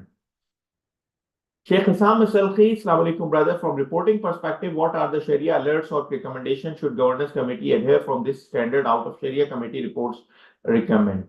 I think brother Sheikh Hassam, thanks for joining in, but this comment I think a bit early. I'll keep this comment open. Some comments I'm keeping open for Brother Islam also because they are related to a bit later. Brother Mahmoud Al-Humsi, so good to have you here, Brother Mahmoud, and looking forward for the translated versions. I believe you are working on that. So I hope that we are going to have it very quickly. Assalamu alaikum. In previous version, external Sharia audit was word independent. How now without? Would you please explain the effect of remove independent from ISA from the point of view? Thank you very much, Brother Mahmoud. It's a good comment. In a quick question, we call it external Sharia audit and it's always supposed to be independent. If you see the name of the standard that we have, the governance, the auditing standard number 6, SOA 6. Earlier we used to call it as ASFI 6. SOA 6 name is External Sharia Audit and it says Independent Assurance Engagement for Compliance with Sharia Principles and Rules. So the name of the standard includes this one.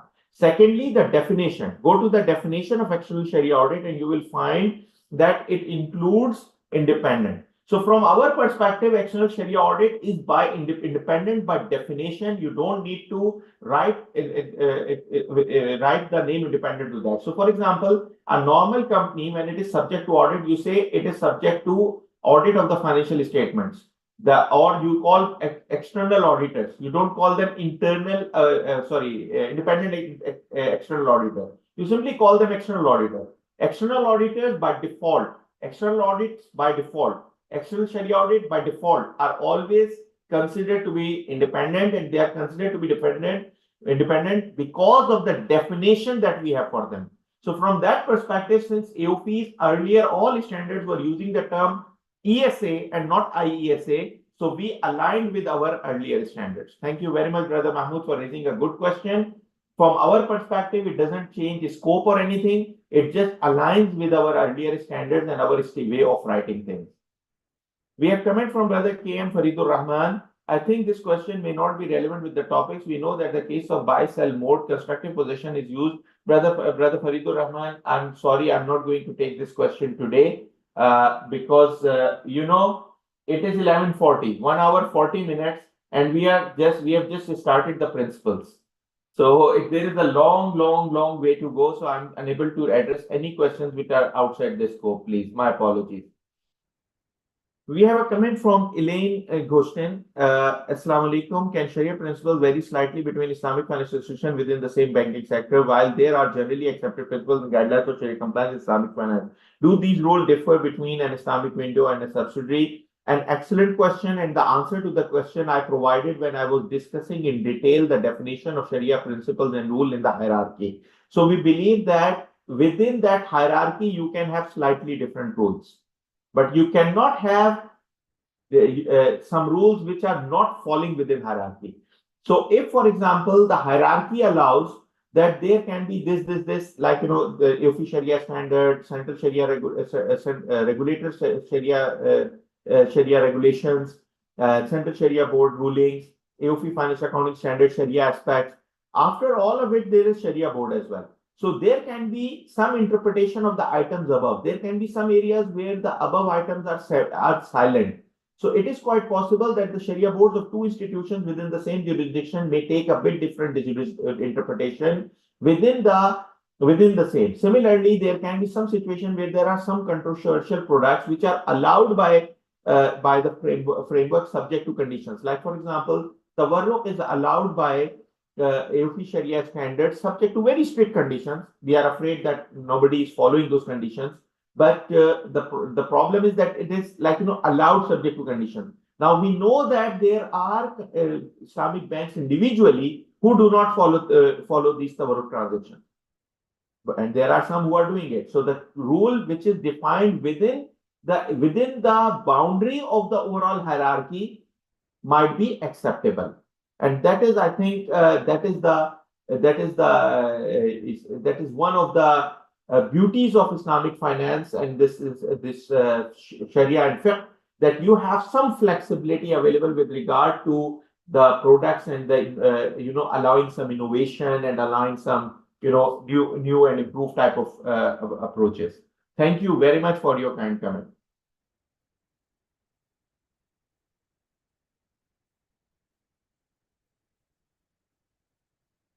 Brother Sayyid Nurul Qadir has a question. Assalamu alaikum. How can we promote to adopt Sharia standards in Islamic window of financial institutions? I think adoption of the standards by the respective regulators is the key. And where the respective regulator is silent or keep them as guidelines, the respective institution and their Sharia board should be adopting AAOIFI standards to ensure harmony. Thank you very much. Brother Islam. Definition of Sharia decision and Sharia decision making process as per AAOIFI's definition should be added. Brother Islam, we have a specific standard on that, so we don't need to repeat all the relevant definitions, but we take a note of it. If the working group and the board feel that this definition is relevant here, we can add that. Thank you very much, Brother Islam. Your other questions are related to later, so I'll keep them. There is comment from Brother Sinani Khalil. For RSAs that haven't the experience in Sharia supervision and don't have a central Sharia board, what are the steps and priorities to implement a strong Sharia governance framework? Now, the question is, are you asking the question from the RSA perspective or the institution perspective? From the institution perspective, they can adopt maximum of AAOIFI standards on a voluntary basis. Only some of the financial accounting standards may have a contradiction with the local framework. But with regard to the RSAs, the only thing is that obviously we suggest the RSAs that you cannot always reinvent the wheel. We always suggest to them that you should start from adopting AAOIFI standards. that saves you time and effort, and then you easily get the relevant capacity, etc., to take it forward. Thank you very much.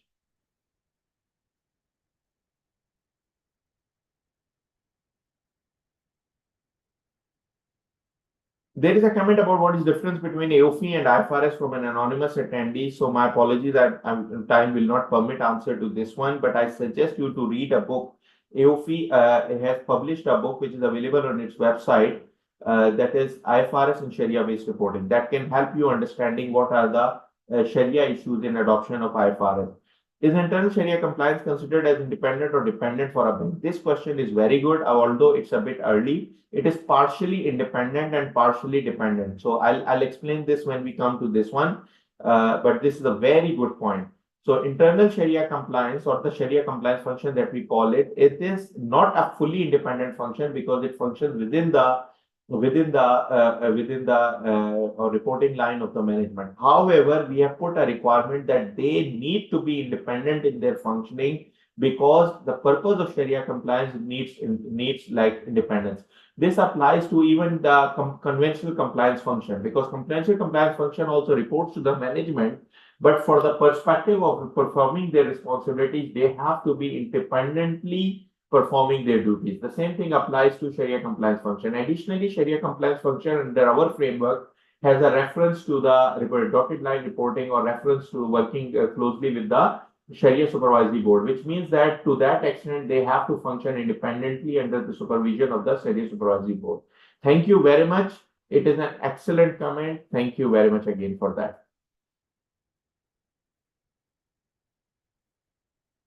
Sheikh Hasham has Masalki has another comment. Assalamu alaikum, brother. Wa alaikum salam. From reporting perspective, what are the Sharia alerts or recommendations should governance committee adhere from the standard out of the Sharia committee reports recommended? Thank you very much, brother. It's a very good point, actually, but this goes into more detail about the reporting and all that. We already have our governance standard number 4 on audit and governance committee, which addresses the functions of the audit and governance committee, what they need to see. So from that perspective, but we know that that standard might need improvement, and the internal Sharia audit standard also, Sharia compliance function and internal Sharia audit standards also address some functionality in the hand of the audit and governance committee. Some of the responsibilities we are putting in this standard or this series of standards as well.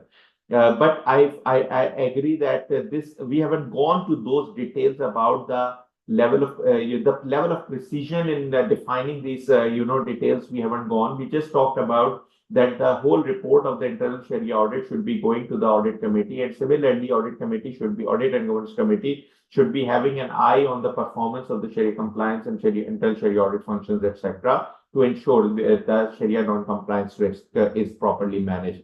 Thank you very much. This is an area where we might need to work in future, inshallah. Thank you again. We take up note of this point.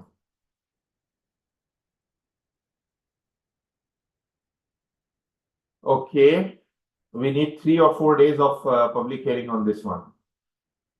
This is just my initial assessment. After 2-3 principles, we have reached like nearly half of the time already. Okay, Central Sharia Board, I already mentioned. We believe that it harmonizes the practices, so it is highly strongly recommended. Now, what are the unique organs?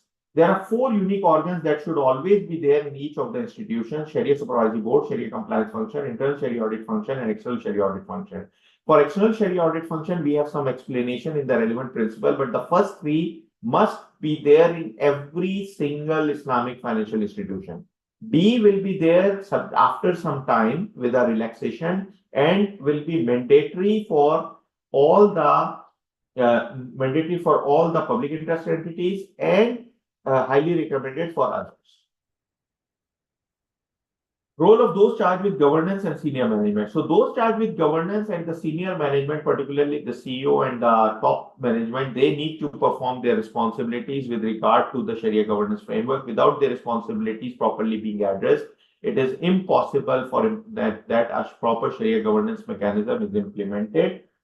Then we have Principle 6 on Sharia Supervisory Board. Now, the core principle is institutions shall have in place independent, competent, empowered, and adequately resourced Sharia Supervisory Board. And for this, like you 2 lines, we have actually developed for these two lines, we have actually developed 3 standards, and the 4th standard is already there. So effectively, we are talking about 4 standards. So there is one standard that we are going to discuss as Sharia Court Supervisory Board appointment and composition. The second is about Sharia Supervisory Board operation functions and operations. Third is about Sharia Supervisory Board review and report. And the 4th one, which is our standard number 5, which is already in place, that is Sharia Supervisory Board independence of Sharia Supervisory Board. That standard is already there, that already has some core principles, very well written core principles there. Some of the requirements of the RSGF, we have put them on a side, and we have decided as AAOIFI Governance and Ethics Board that a new project will be started separately on the independence of Sharia Supervisory Board, in which we will be revising and improving standard number 5, and some of the aspects that were earlier covered in the exposure draft of the RSGF will be taken to that standard. Sharia compliance function, we already institution shall have in place a Sharia compliance function that is competent, empowered, and adequately resourced to discharge duties. We are talking about a function. The function includes the overall set of principles, processes, manuals, technologies, as well as it includes establishing a department which is called Sharia Compliance Department. This is covered in our governance standard number 9 in very well detailed. So this standard, or we are not issuing a new standard on this area, rather governance standard number 9 is already very robust, very comprehensive in that standard addressing these aspects. So this is like, being referred to that standard. Internal Sharia audit function, then institution shall have in place an internal Sharia audit function that is competent, empowered, and adequately resourced to discharge its duties. This is again standard number 11, which is already in place. We are developing additional guidelines for standard number 11 as well. So that standard remains unchanged, and we make it a mandatory requirement, but we create a cross-reference to the already existing standard. Principle number 9, external Sharia audit. An institution shall be subject to an external Sharia audit. The standard auditing standard on external Sharia audit, that is governance auditing standard number 6, is already in place. Again, very comprehensive standard, and we have developed very comprehensive guidelines, which our apologies that for last year or so they have got delayed because of only final touches. But those guidelines are already prepared. Only final touches and final proofreading is needed, and this will be issued shortly, inshallah. So that standard and the guidelines are already in place. So from that perspective, we are not including any requirements. Only one requirement we are including. The auditing standard addresses the issue how the audit is conducted. But in nowhere in the world an auditing standard comes and says, okay, perform an audit. Performing an audit is a governance and regulatory requirement. And that is the reason that we have kept a couple of paragraphs here in which we have mentioned when and how the audit or external Sharia audit becomes mandatory. In a nutshell, we have said that external Sharia audit shall become applicable after 3 years of implementation of this standard. So there is a 3 year of relaxation, and in which we say that public interest entities will all be subject to external Sharia audit. So even if you are a big window and you have 10,000 plus customers, you might still be subject to external Sharia audit in line with the AAOIFI standard requirement, and all other entities who are not public interest will still be highly recommended to have external Sharia audits.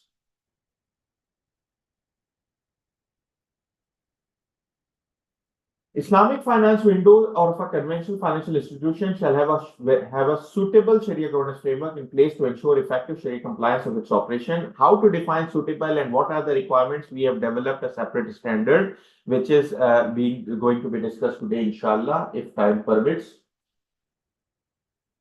Islamic finance subsidiary and associates, Principle 11, an Islamic finance subsidiary or associate of a conventional financial institution shall have a suitable Sharia governance framework in place to ensure effective Sharia compliance of its operation. So it will be subject to normal set of Sharia governance principles because it is an IFI, but there are some additional unique relationships between the conventional and Islamic subsidiary or associate. So from that perspective, we have addressed some of the issues which are going to be issued as a separate standard as a part of this comprehensive project.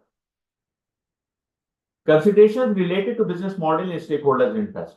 An institution is responsible to ensure that it prudently recognizes any considerations or exceptional circumstances arising from the business model or the related stakeholders' interest, in which may require it to apply proportionality and or other considerations towards implementation of the principles of this standard. So this standard, again, it principle, this is a bit I explained later in the standard, but it actually provides a bit of flexibility, and it addresses some of the fiduciary responsibility and the business model related aspects that are applicable. Applicability to different sectors. The provisions of the standard may be suitably implemented using the proportionality criteria as per the relevance for different sectors of the Islamic finance industry. Principle 14 is about transparency and disclosure. An institution shall be transparent in its Sharia governance to its shareholders, customers, other relevant stakeholders, and market participants. So these make 14 principles. Some of these principles are defined in this standard. Some of these principles, are defined in different AAOIFI standards already. So we have made cross references, and some of these principles, mainly related to the Sharia board, related to the Islamic finance window, Islamic finance subsidiaries. These are actually being developed and issued alongside this standard. I think here we completed the principles. Let me take a couple of questions because we might need to take a break here. I have been speaking without a break, so I think I myself need a break, and actually we have a prayer break at 12. So we'll take a 15 minutes break at 12, but before that, I'll quickly try to answer a couple of questions that we have received here. And then after that, we will start with principle 1. So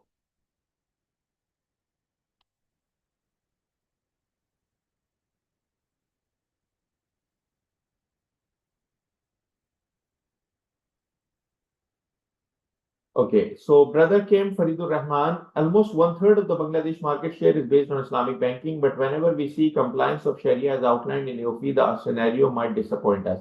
Now, as a standard setter, what effective steps AAOIFI can take to ensure the Sharia compliance? Thank you very much, brother Faridur Rahman. I think what we are doing is, number one, we are developing the Sharia standards. We need to adopt and implement them. We are developing the governance standard, which provides the infrastructure of implementing the Sharia standards and all other relevant controls and requirements. So you need to adopt and implement them.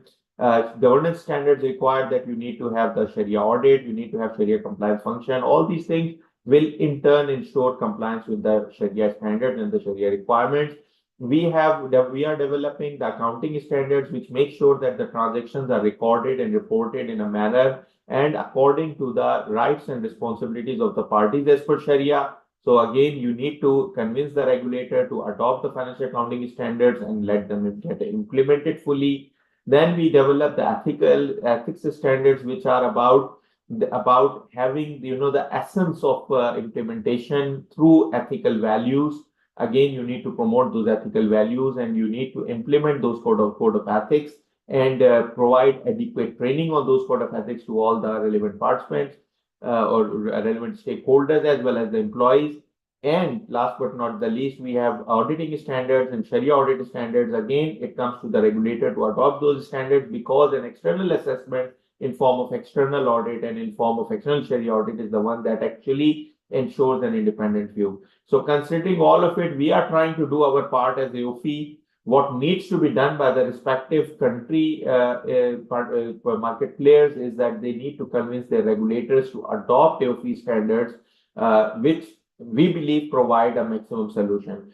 Beyond that, as a standard setting body, we cannot go except for doing the capacity building part. I think Bangladesh is one of the important capacity building partners with us in last 2-3 years at least, 4 years at least, I would say. And maximum number of our new CSA fellows and CIPA fellows are coming from Bangladesh. So it is a very positive sign.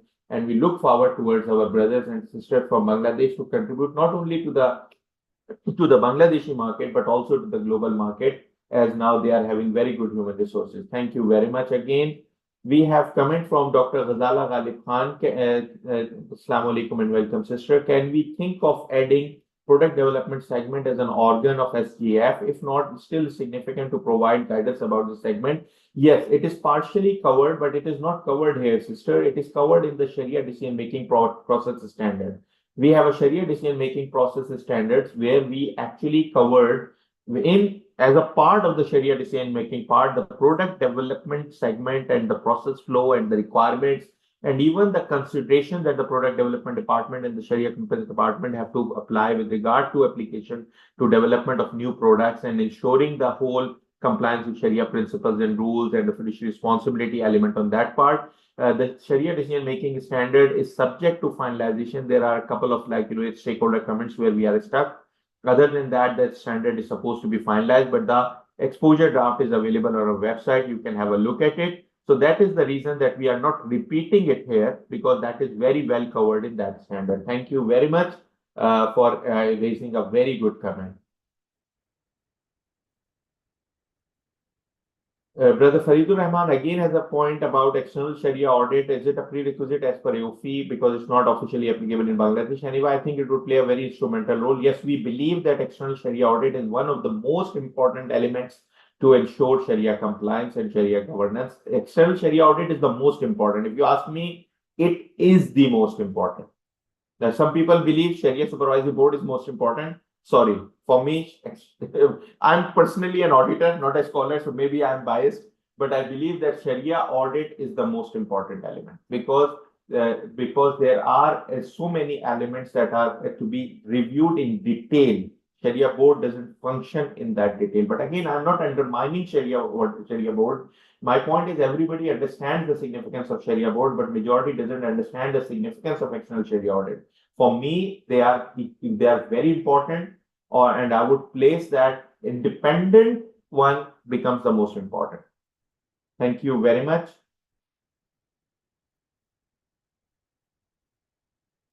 There is a comment from anonymous attendee. Assalamu alaikum. Okay, this is Brother Sayyid Mazhar Abbas Zaidi. Thank you very much, brother, for joining in, and I highly appreciated that you devote time to AAOIFI.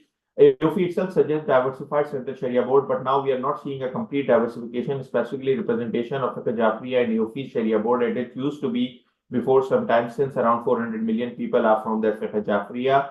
Second question, and especially with reference to Pakistan, there is no representation from other Fiqh commercial bank in SSBs, while around 60 million people are from Fiqh Jafriya. Should AAOIFI recommend in its SGF to recommend diversified SSB? I believe it's how we can convince a large number of people globally, especially in Iran, Iraq, and Pakistan. Thank you for your kind consideration. Brother Sayyid Mazhar Abbas Zaidi, personally, I fully agree with you. No disagreement with you on this point.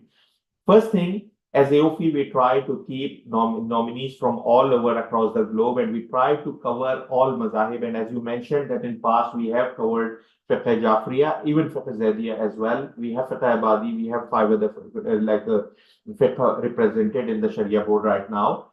The point is also about the nominations, how strong the nominations come and how strong the things are there. So this, while we consider mazhab and fiqh, but we also first consider the nomination. So I think it is important that in future and we get better and better nominations from all mazahib, including Fiqh Jafriya. So that is one important point, sir. Thank you very much. Secondly, when you talk about what AAOIFI write in the governance rules, in the governance principles, we have said that Central Sharia Board should be considering mazahib as well. There shall be diversity. We have talked about diversity of a school of thought in the Sharia board standard and in the Central Sharia board standard. So we stand with you. We are saying that the Central Sharia board and the Sharia Supervisory Board, the composition part should take into consideration different schools of thought as well. So we are 100% with you. But for sure, we are not going to write that you take one nominee from this fiqh and one nominee for this. We simply put the principle, and for us the principle is that all important stakeholders are to be represented. So important mazahib and makatib and schools of thought are to be represented. Thank you very much, Brother Sayyid Mazhar Abbas Zaidi, and thank you very much for being with us. Thank you very much for raising an important point. And I can assure you that AAOIFI is working for the whole of Muslim Ummah, not for a specific sect, not against a specific sect. We believe that Islamic finance is for the whole of Ummah, and our competition is with the conventional banking system, not within us. Thank you very much again, and highly appreciated the way you are supporting and working with AAOIFI. Allah bless you. Comment from Brother Nabil Billo. I understand that the standard differentials between SSB and advisors in the definition provided. I suggest the scope of their responsibility should further be restricted to advising the SSB without having voting rights in issuing fatwa. I think now being advisor, it is very clear, Brother Nabil Billo, that they are not going to vote. But if you ask me, my personal view and probably the view of majority of the governance board is that they should have a voting right.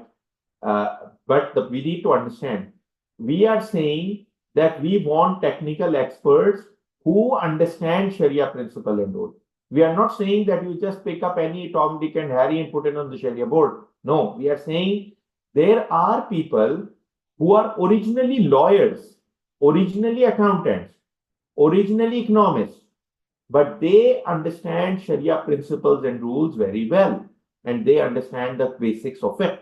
That is our fit and proper criteria for technical experts. And I can tell you that while based on industry feedback, we changed it and we made it that they are only advisors and not members, and the advisor never can have a voting right. So from that perspective, we are very clear that right now we are not putting it as a requirement. But if you ask me, if you ask our governance board, I can tell you that the majority view is that they should have a voting right. And I can tell you, in one of the last public hearings, one of the most senior scholars in Islamic finance and one of the very well respected scholars, we received some of his comments, including one comment very clearly. He was a scholar, not an expert saying, okay, give me a seat. He was a scholar saying that there should be seats for the technical experts on the Sharia board, and he was of the view that they should have equal rights.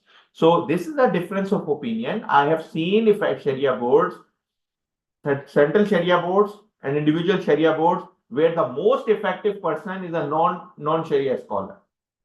I know that. I have seen that.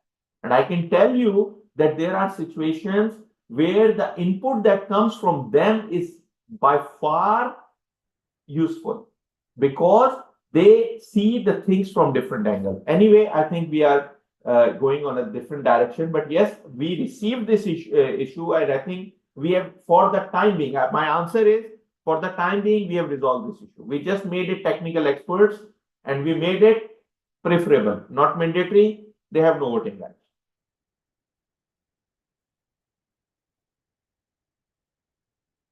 Okay, I think there are a couple of questions from Brother Islam and another which were related. Okay, sorry, one was related to anonymous attendee related to Principle 12, consideration related to the business model and stakeholder interest. An institution is responsible to ensure that it prudently recognizes any consideration or exceptional circumstances arising from business model or the related stakeholders' interest, which may require it to apply proportionality and other considerations toward implementation of the principle of this standard. So this point, I think this is just copied. I can't now understand what is the comment on this. And since Dr. Bashir, sir, please, you want to say something? Dr. Bashir. Dr. Bashir, your mic is on. You want to say something, sir?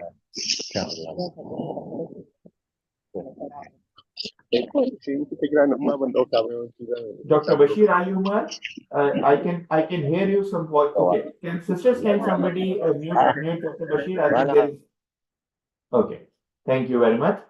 Okay. So I think here we need to now take a just last received another comment quickly. Mufti Khwaja Nurul Hassan agreed to have a technical expert and his view should be given consideration for Sharia opinions. Thank you very much, Brother Mufti Khwaja Nurul Hassan. You are a person who is a scholar and a lawyer, so you can better understand the significance of this one. So I highly accept your comment, highly regard your comment. But based on the public stakeholder feedback and some of the Sharia scholar comments, we decided that we'll put them only as expert. Obviously, their view will be taken, but they will not have a voting right.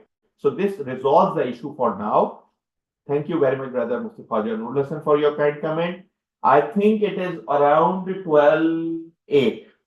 So I think we need to now take a break. There is no choice, but we need to take a break. We are supposed to take a break at 12. So now I think we start at 12:30. No, sorry. We were supposed to have a 15-minute break. So we start at 12:25 again.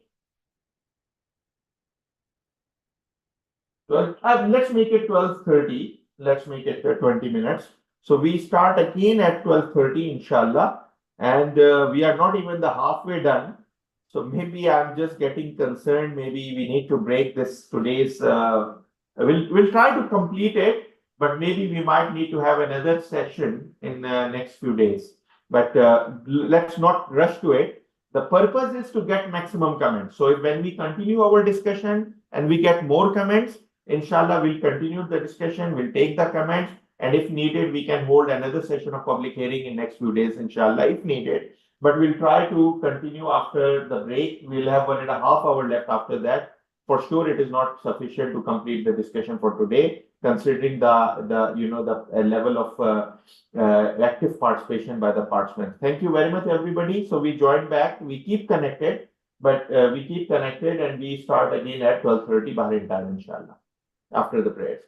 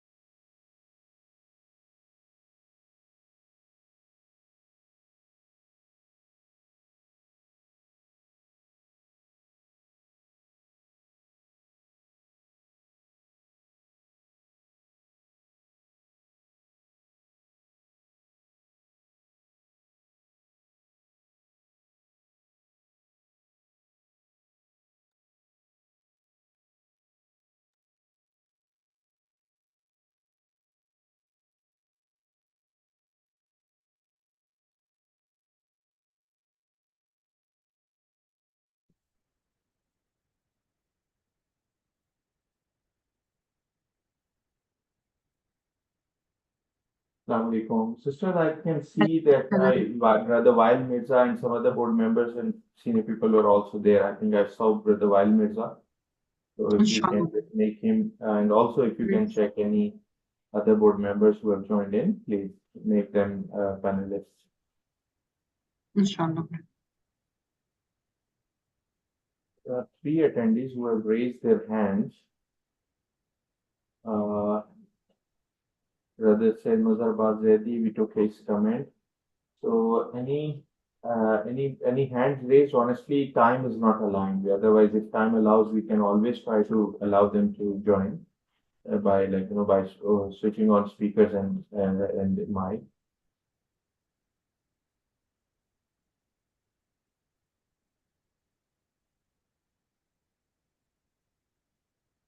I think it's time now. We should start, I think. Inshallah. Okay. So, Bismillahirrahmanirrahim and welcome again, everybody. So, we are now a bit slow, going slow today. But, to be honest, I enjoyed this discussion. It is always important to have the maximum feedback and see how industry sees it. So, from that perspective, we consider these public hearings to be more successful, where we can have maximum of the input from participants. I can see around 160 plus participants are still there, and I hope that others will be joining back soon. Is my screen visible now? Yes. Okay, thank you. So now we are continuing our discussion on the principle 1, that is Sharia governance framework. The first box, when you see the standard, the first box actually is a repetition of paragraph 5, where the principle is actually explained. Before that, I just recalled that there was one comment which was clarified earlier, that is about the principle 12. The question was about proportionality. So I think the right answer will be when we reach principle 12. So we'll answer at that point of time. Another comment we have a comment from Brother Dr. Muhammad Mukhtar Khan. Assalamu alaikum. In India, we have Sharia compliance mutual fund, Sharia index. How we can take initiative on Islamic banking? Brother Dr. Muhammad Mukhtar Khan, thank you very much for joining in. And to be honest, India probably is the second largest or otherwise third largest Muslim population in the world. So it can never be ignored. This is a bit unfortunate that that officially Islamic banking could not start in India, although we are aware that Islamic mutual funds, Islamic indices, there is, I think, one investment bank in Kerala, I think, that started operations based on Islamic finance, and there are some microfinance, cooperative societies, other type of initiatives which are already there. We believe that there are both angles. One, the Indian Muslims need to work with make a lobby, particularly the Muslim businessmen should make a lobby with the central bank and the decision makers in the government to allow having an Islamic bank, because some of the requirements of Islamic banking, I can tell you, unfortunately, cannot be met within a pure conventional framework till the time you are not allowed at least some of the permissions and flexibility by the regulator and the legal system. Otherwise, you can have so many technical problems. But on the other hand, if you ask me as Umar, I know this topic is a bit different, but I'm just trying to put my answer in one go. Islamic banking is a replacement of conventional banking in a way that it replaces and changes the contracts from there. But Islamic banking is not the only solution to have Islamic finance. Just keep in mind. So while we know that Islamic banking permission and its operation will be very difficult unless the central bank and the government authorities don't allow it and the regulatory and legal framework do not acknowledge it, but having Sharia compliant solutions for Islamic finance can be achieved through other means. You can have a lot of different type of Sharia compliant financial institutions who can operate in line with Sharia principles and be out of the banking net, which means that you can still manage a lot of activities which are Sharia compliant through capital market instruments, through fintech, through new type of fintech,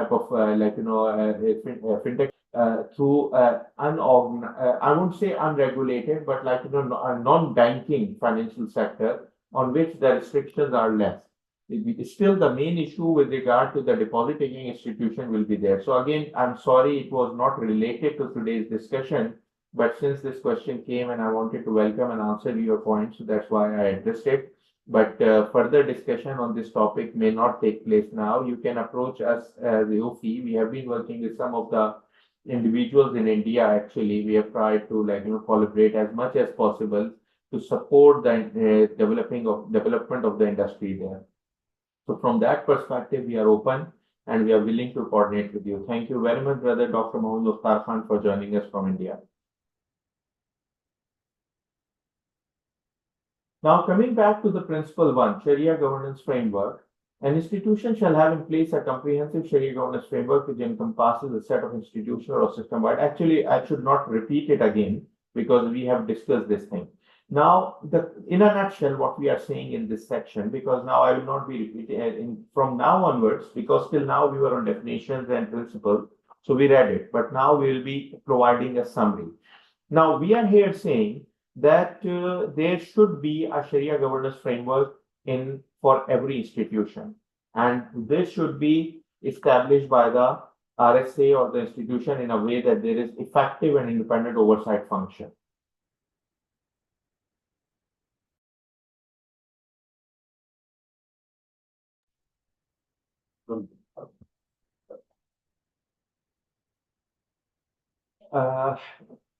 If I summarize it, this is the core principle. The first principle of the principle is the core principle, which says that the existence of Sharia governance framework itself is important to ensure that Sharia compliance is there. The example that I mentioned earlier, that at times you don't have controls, but still something is Sharia compliant. This is something that can happen, but that is just about taking chances. So from that perspective, we don't believe in taking chances. We believe in having a proper structured system in place. So most important part is that Sharia governance framework extends to systems, processes, policies, procedures, code of conduct, as well as people. And so the trainings have to be there. The culture of Sharia compliance should be there. The oversight should be there. Ethical values should be integrated, even in the products, in the product marketing and selling and dealing with customers, etc.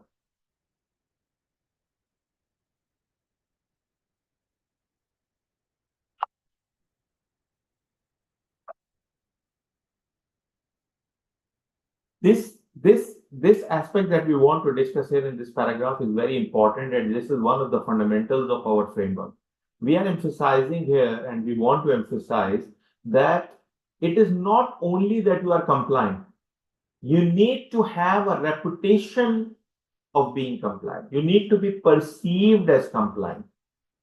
Because only being compliant but having perception of not being compliant or not having the right perception can never establish the stakeholder confidence on you. And this is one of the very significant weaknesses on Islamic finance and banking in particular, that the operations, dealings, transactions, at times they are so similar and so much mimicking and replicating conventional that a lot of people don't actually perceive or believe that it is Islamic. Again, I'm not saying that they are not Islamic. I'm talking about similarity. I'm not saying about being the same.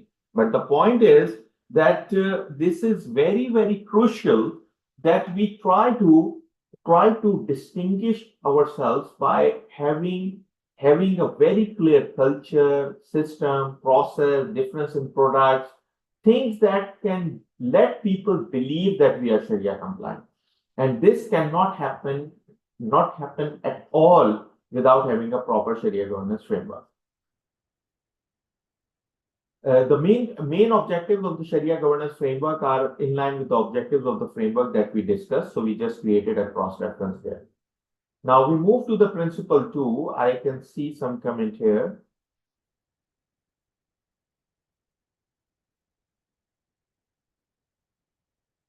There is a question from anonymous attendee regarding the risk-based capital, etc., which is not relevant for today's discussion unfortunately, because of limited time, we will not be addressing it. So that is the second point is with regard to the takaful insurance reporting in our country. It's separately reported from conventional insurance. This is from Carol Musungi. The quick answer is that AOIFI has developed Financial Accounting Standard 42 and 43 for the TAFL industry, and our financial accounting. So these standards require. These are the updated standards as compared to the earlier standards, which are superseded by 42 and 43. These standards require the TAFL institution to be reflected in a way which is different from the financial institution, conventional the insurance institutions, and it reflects the true business model and risk profile of the takaful structure. And for the takaful window, if your question is more related to takaful window within the conventional insurance, we have standard number 40 on Islamic finance windows, which requires takaful and all, like even banking, takaful, all type of Islamic finance windows should have a proper set of financial reporting separate from the conventional, attached to the financial of the conventional, and net figures to be taken, but not simply line by line consolidated. So these are the points that we have here. With regard to this one, again, further discussion, again, we have some aspects of takaful going forward in discussion today, so we can take further issues at that point of time.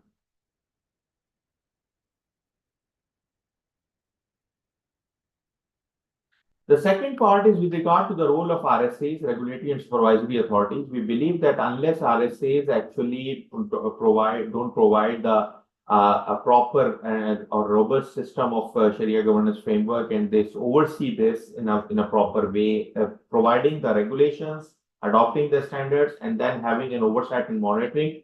That is what is required from the regulators. And one more thing that we have asked the regulators, that those who adopt AOIFI governance standards, we are asking them that they shall allow only Sharia compliant financial services to be offered by licensed institution exclusive window. So if there is a unlicensed sort of window, we are saying that conventional financial institutions shall not offer Sharia compliant financial services except through their Islamic finance windows. So it is not preferred that, okay, we are a conventional insurance company, but we have this takaful product without proper segregating everything. Or we are a we are a conventional bank, but we offer this halal ijara, so without actually segregating the whole Islamic finance window. So this is something that we want to discourage, and we believe that this is the responsibility of the regulatory and supervisory authorities to ensure. Why? Because it is important to have a proper Sharia governance framework, and we talked about even the perception and the reputation part, which is very important here. We have suggested to have proper prudential guidelines for implementation of Sharia governance framework in order to manage Sharia non-compliance risk by the institutions, and they should have the criteria for Sharia governance and including the fit and proper criteria, etc. They should ensure that the interests of the stakeholders, including investment account holders and other participatory stakeholders, are safeguarded, and their monies are.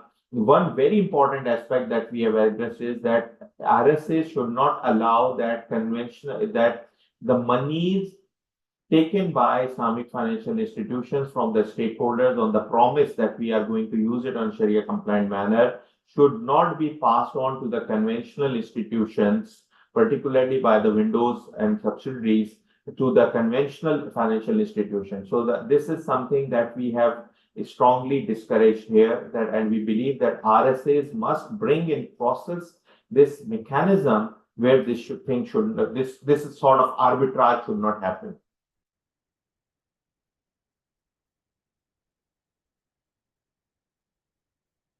RSAs should develop their own regulatory capacity, because even one of the questions was related to that. So this is one of the weaknesses that some of the regulators are facing, and here our suggestion is always to start with the adoption of the standards, and then AOIFI is working very closely with the regulators right now. A large number of regulators are part of our capacity building programs, and we are working on multiple programs related to capacity building, which include regulators. And now we are focusing on some capacity building programs will be specifically for the regulators. Those regulators who are present here today and are interested in exploring further discussion on development of regulatory capacity with AOIFI can write to us, and we will be coordinating with them in due course. We are already working with some of the regulators, but we want to make it a more sort of global effort to improve the regulatory capacity. But this regulatory capacity is one of the most important elements which RSAs need to work on, because if you want to regulate a sector, you need to understand that sector.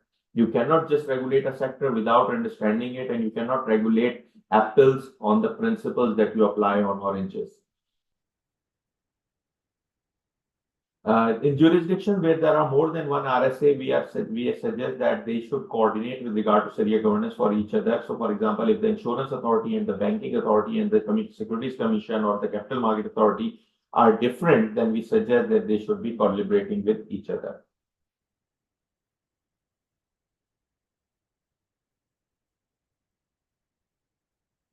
We have suggested that RSA should also work towards a conducive legal and regulatory environment for the growth of the industry, developing and implementing CPD programs for the staff responsible for development of Sharia guidelines and oversight of the institutions, providing all required resources, including adequate budget, etc., and human resources, etc., for the RSA functions and as well as the CSP where they have for proper discharge of their duties, and fulfilling their responsibilities towards the Sharia Supervisory Board where this exists, because they need to support the Sharia Supervisory Board, Central Sharia Board in a proper way.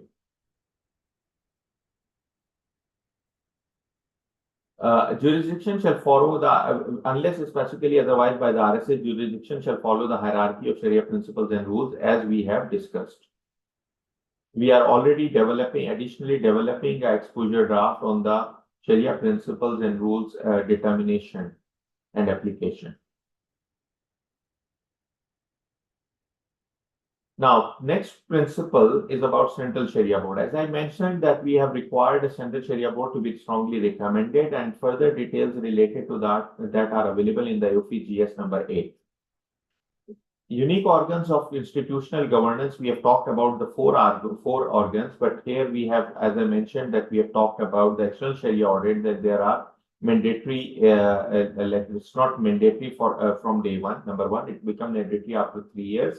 Number two, it becomes mandatory on public interest entities, and other than public interest entities, it remains highly recommended. So this section actually mentions very briefly about the main four organs which are there, and then we create the references with regard to further details in the respective sections of this standard as well as to the other relevant standards. Do we have any comment here? Okay. Brother Ahmed Abdullah has a comment. What about selling third-party Islamic product by a conventional institution?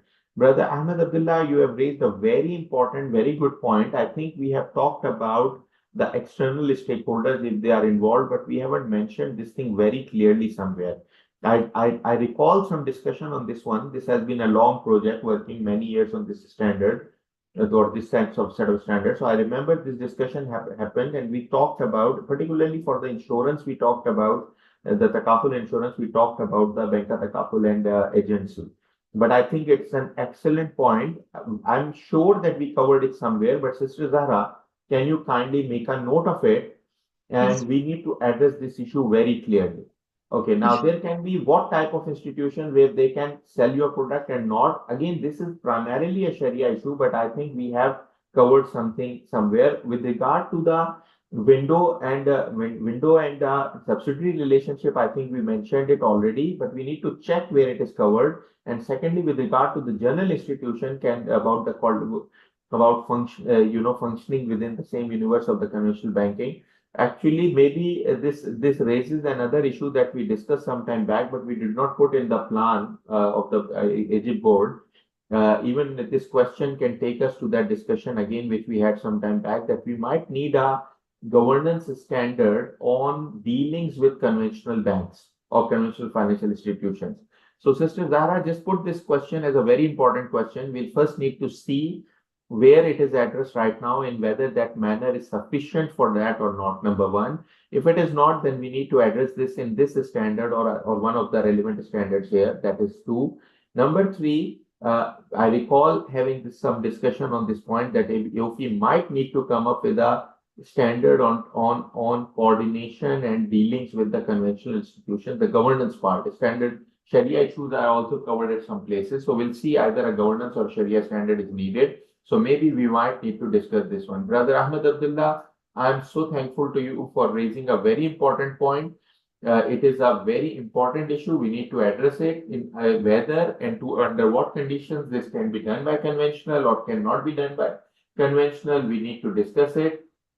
And I think that we have more recently, I can tell you that in the syndicated financing standard that we recently finalized, our Sharia committee of the board took a more strong view, and they said that even you cannot sign a single paper with them as a interfinancial agreement because it turns out to be a facilitation. But the question is, if you are not facilitating them, rather they are facilitating you. So in that situation, whether it can be acceptable and to what extent it can be acceptable. So from that perspective, I believe this question might need to be addressed in this standard, but even beyond that, we need to take it based on some earlier discussions that we had. We need to take it to the governance board and the Sharia board and need to come up with a proper standard on this area. I can't thank you more for raising this very important issue, brother.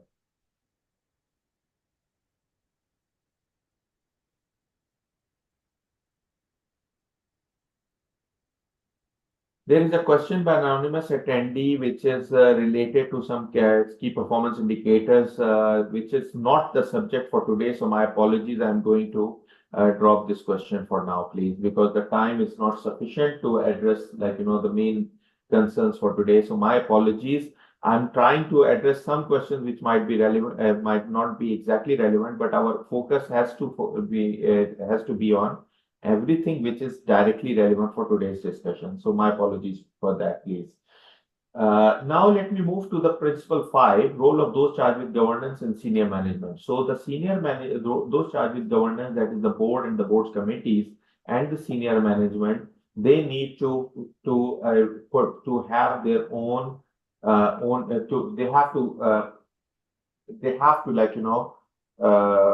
provide their own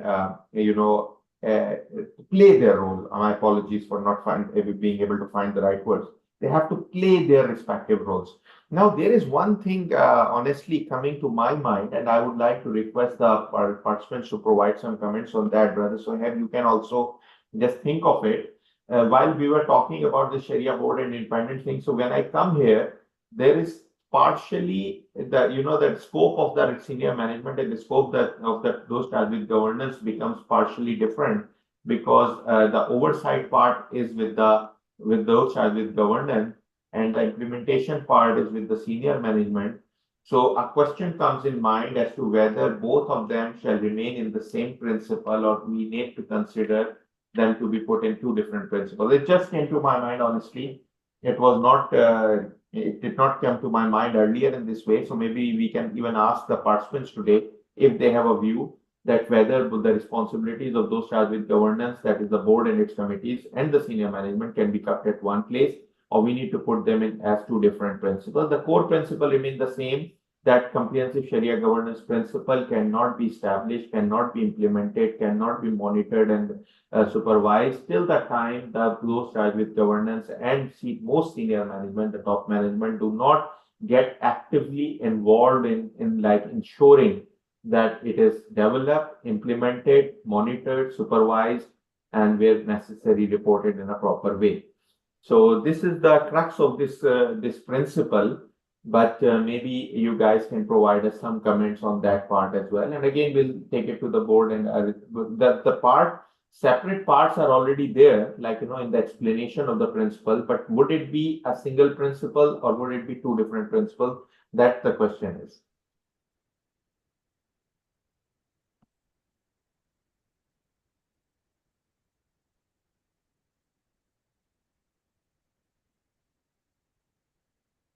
Brother Faisal Manju has a comment. In some countries, the Companies Act might not accommodate this. Brother Faisal Manju, I fully agree that some of the requirements of our Sharia governance framework might not be fully aligned with the Companies Act, particularly with regard to, for example, the powers of the Sharia board versus, because the Companies Act normally do not address the Sharia board. So that actually comes through regulations and adoption of a standard. So if the regulator adopts the standard, obviously, so the board powers remain there, but the board becomes becomes liable to listen to the view of the Sharia Supervisory Board with regard to the Sharia related matters. This comes through the regulations. This comes through the adoption of the standards. So we fully agree that without the proper adoption of the standards by the regulator or making them part of the legal system, there will always be contradictions. Thank you very much, Brother Fazil Manju, for being with us. It is always very encouraging for us that senior people like you devote time and attend these public hearings and provide your valuable comments. Thank you very much, sir. And maybe you can help us by providing your written comments as well. We'll be appreciating that. Thank you again.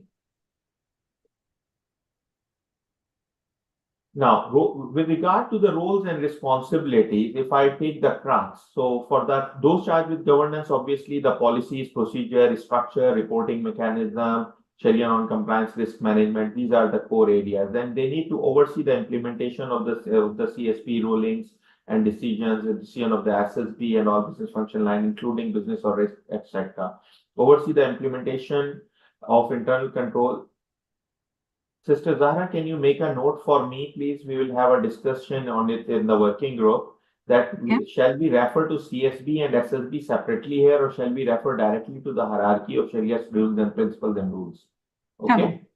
Yes. Yeah, because there can be an argument that Central Sharia regulation or AAOIFI standards are not appeared here. So maybe we can just talk about this thing. So just look at it how we want to do it. So maybe it is or otherwise it has to be about SSB, not CSB. So the second thing is otherwise we are talking about. So we'll read it again and see how the working group sees it. But maybe then otherwise we are not talking about CSB here, we are talking about SSB here. In that situation, we do not need to create a full reference to the Sharia principles and rules. Okay, so we'll just check either we need to make it comparable with SSB and SSB, or we need to put the hierarchy of Sharia principles and rules, refer to hierarchy of Sharia principles and rules.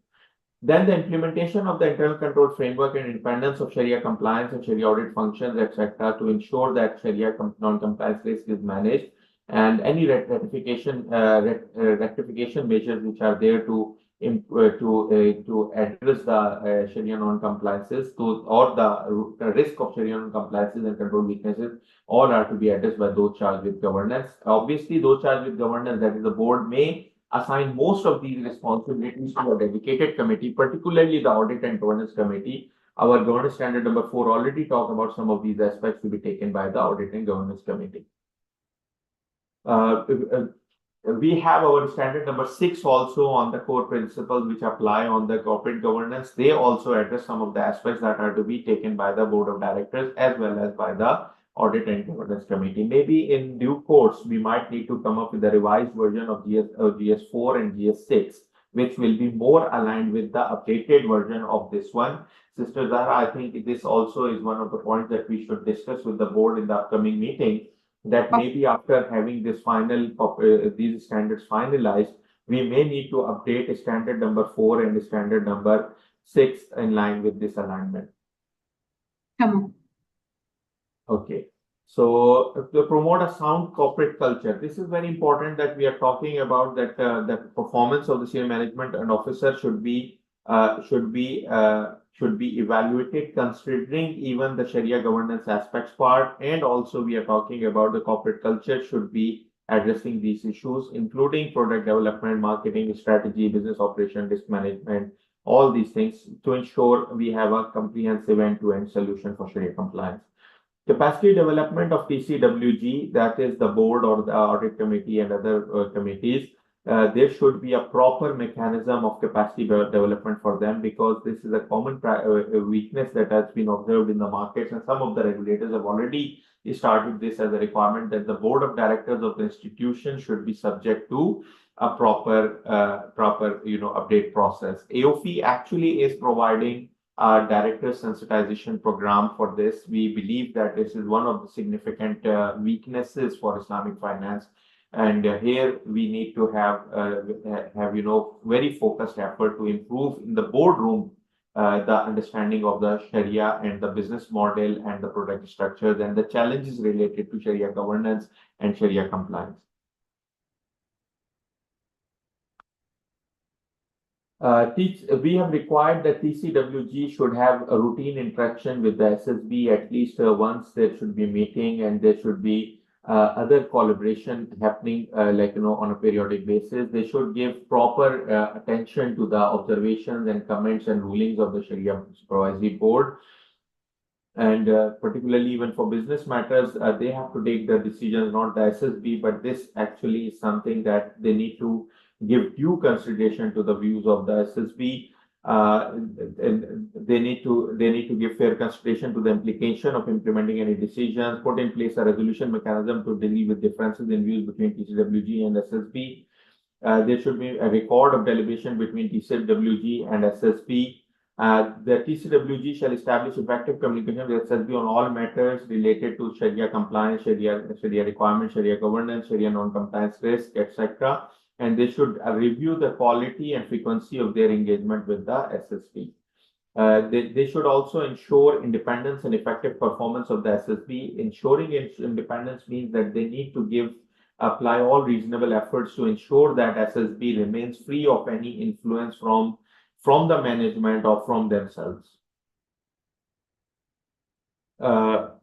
They should establish a written policy to identify, assess, and manage any conflict of interest arising from any additional activities or services by SSB members for the institution, etc. So they need to make sure that there is a proper independence and effective performance mechanism. Resources are very important. Sharia board cannot function properly if they don't have resources, that is the budgets as well as the human resources necessary for this purpose. This include proper budget, having in place plans for professional development of SSB members, and regularly updating such plans to ensure that each member possesses the requisite knowledge and skill to fulfill his responsibility. Sister Zahra, no comma before end. Then there is a role, the continuing part, this will establish a formal process to assess at a minimum annually the performance and effectiveness of SSB in each of its members. The assessment must consider the competence, knowledge, and contribution of each member. However, in no case shall they perform such an assessment except to the extent of administrative assessment. So what we are saying, let me explain. We are saying BOT has to ensure, those charges governance have to ensure that there is a mechanism of assessment of SSB. But we are not saying that they or the management go and assess SSB. So there are two parts of the assessment. One is the administrative assessment, which is with regard to the attendance, with regard to the contribution, time availability, responses, delays, availability of time, devotion of time as needed. So these are the administrative assessment that are to be done by the management and reviewed by those charged with governance. So that assessment can be done by them. But the actual assessment, which has to be the major part of it, shall be the peer assessment, which means that Sharia board has to assess themselves with regard to the contribution, with regard to the performance, with regard to the achievement and weaknesses, etc. So we are not saying that those charged with governance shall assess the Sharia board. We are saying that Sharia board shall assess themselves, but there must be a proper mechanism of it and proper implementation of it, for which those charged with governance will be responsible. Now I can see we have got a couple of comments. Brother Hamzi Hamzi Faizali has put 2-3 comments. I have a question. Does the TCW need to be fully Muslim or it can be mixed? We don't have any condition on this one. We have a condition for Sharia board only, Brother Hamzi. Hamzi, the reason of me asking the question simply because the effectiveness of Sharia governance comes from individuals that have embraced Islamic ethics to it. For that, then you will say that they must be practicing Muslim also, because even within Muslim, you can say, okay, the person is by name Muslim only, etc. So I think that we just don't put it a condition. The condition is for Sharia board members, they have to be Muslim.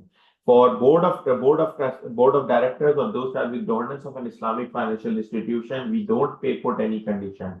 But here there is one thing that I answered to a question earlier, and I would like to say that this is more or less the view of the board, because I remember I discussed this thing in the board as well.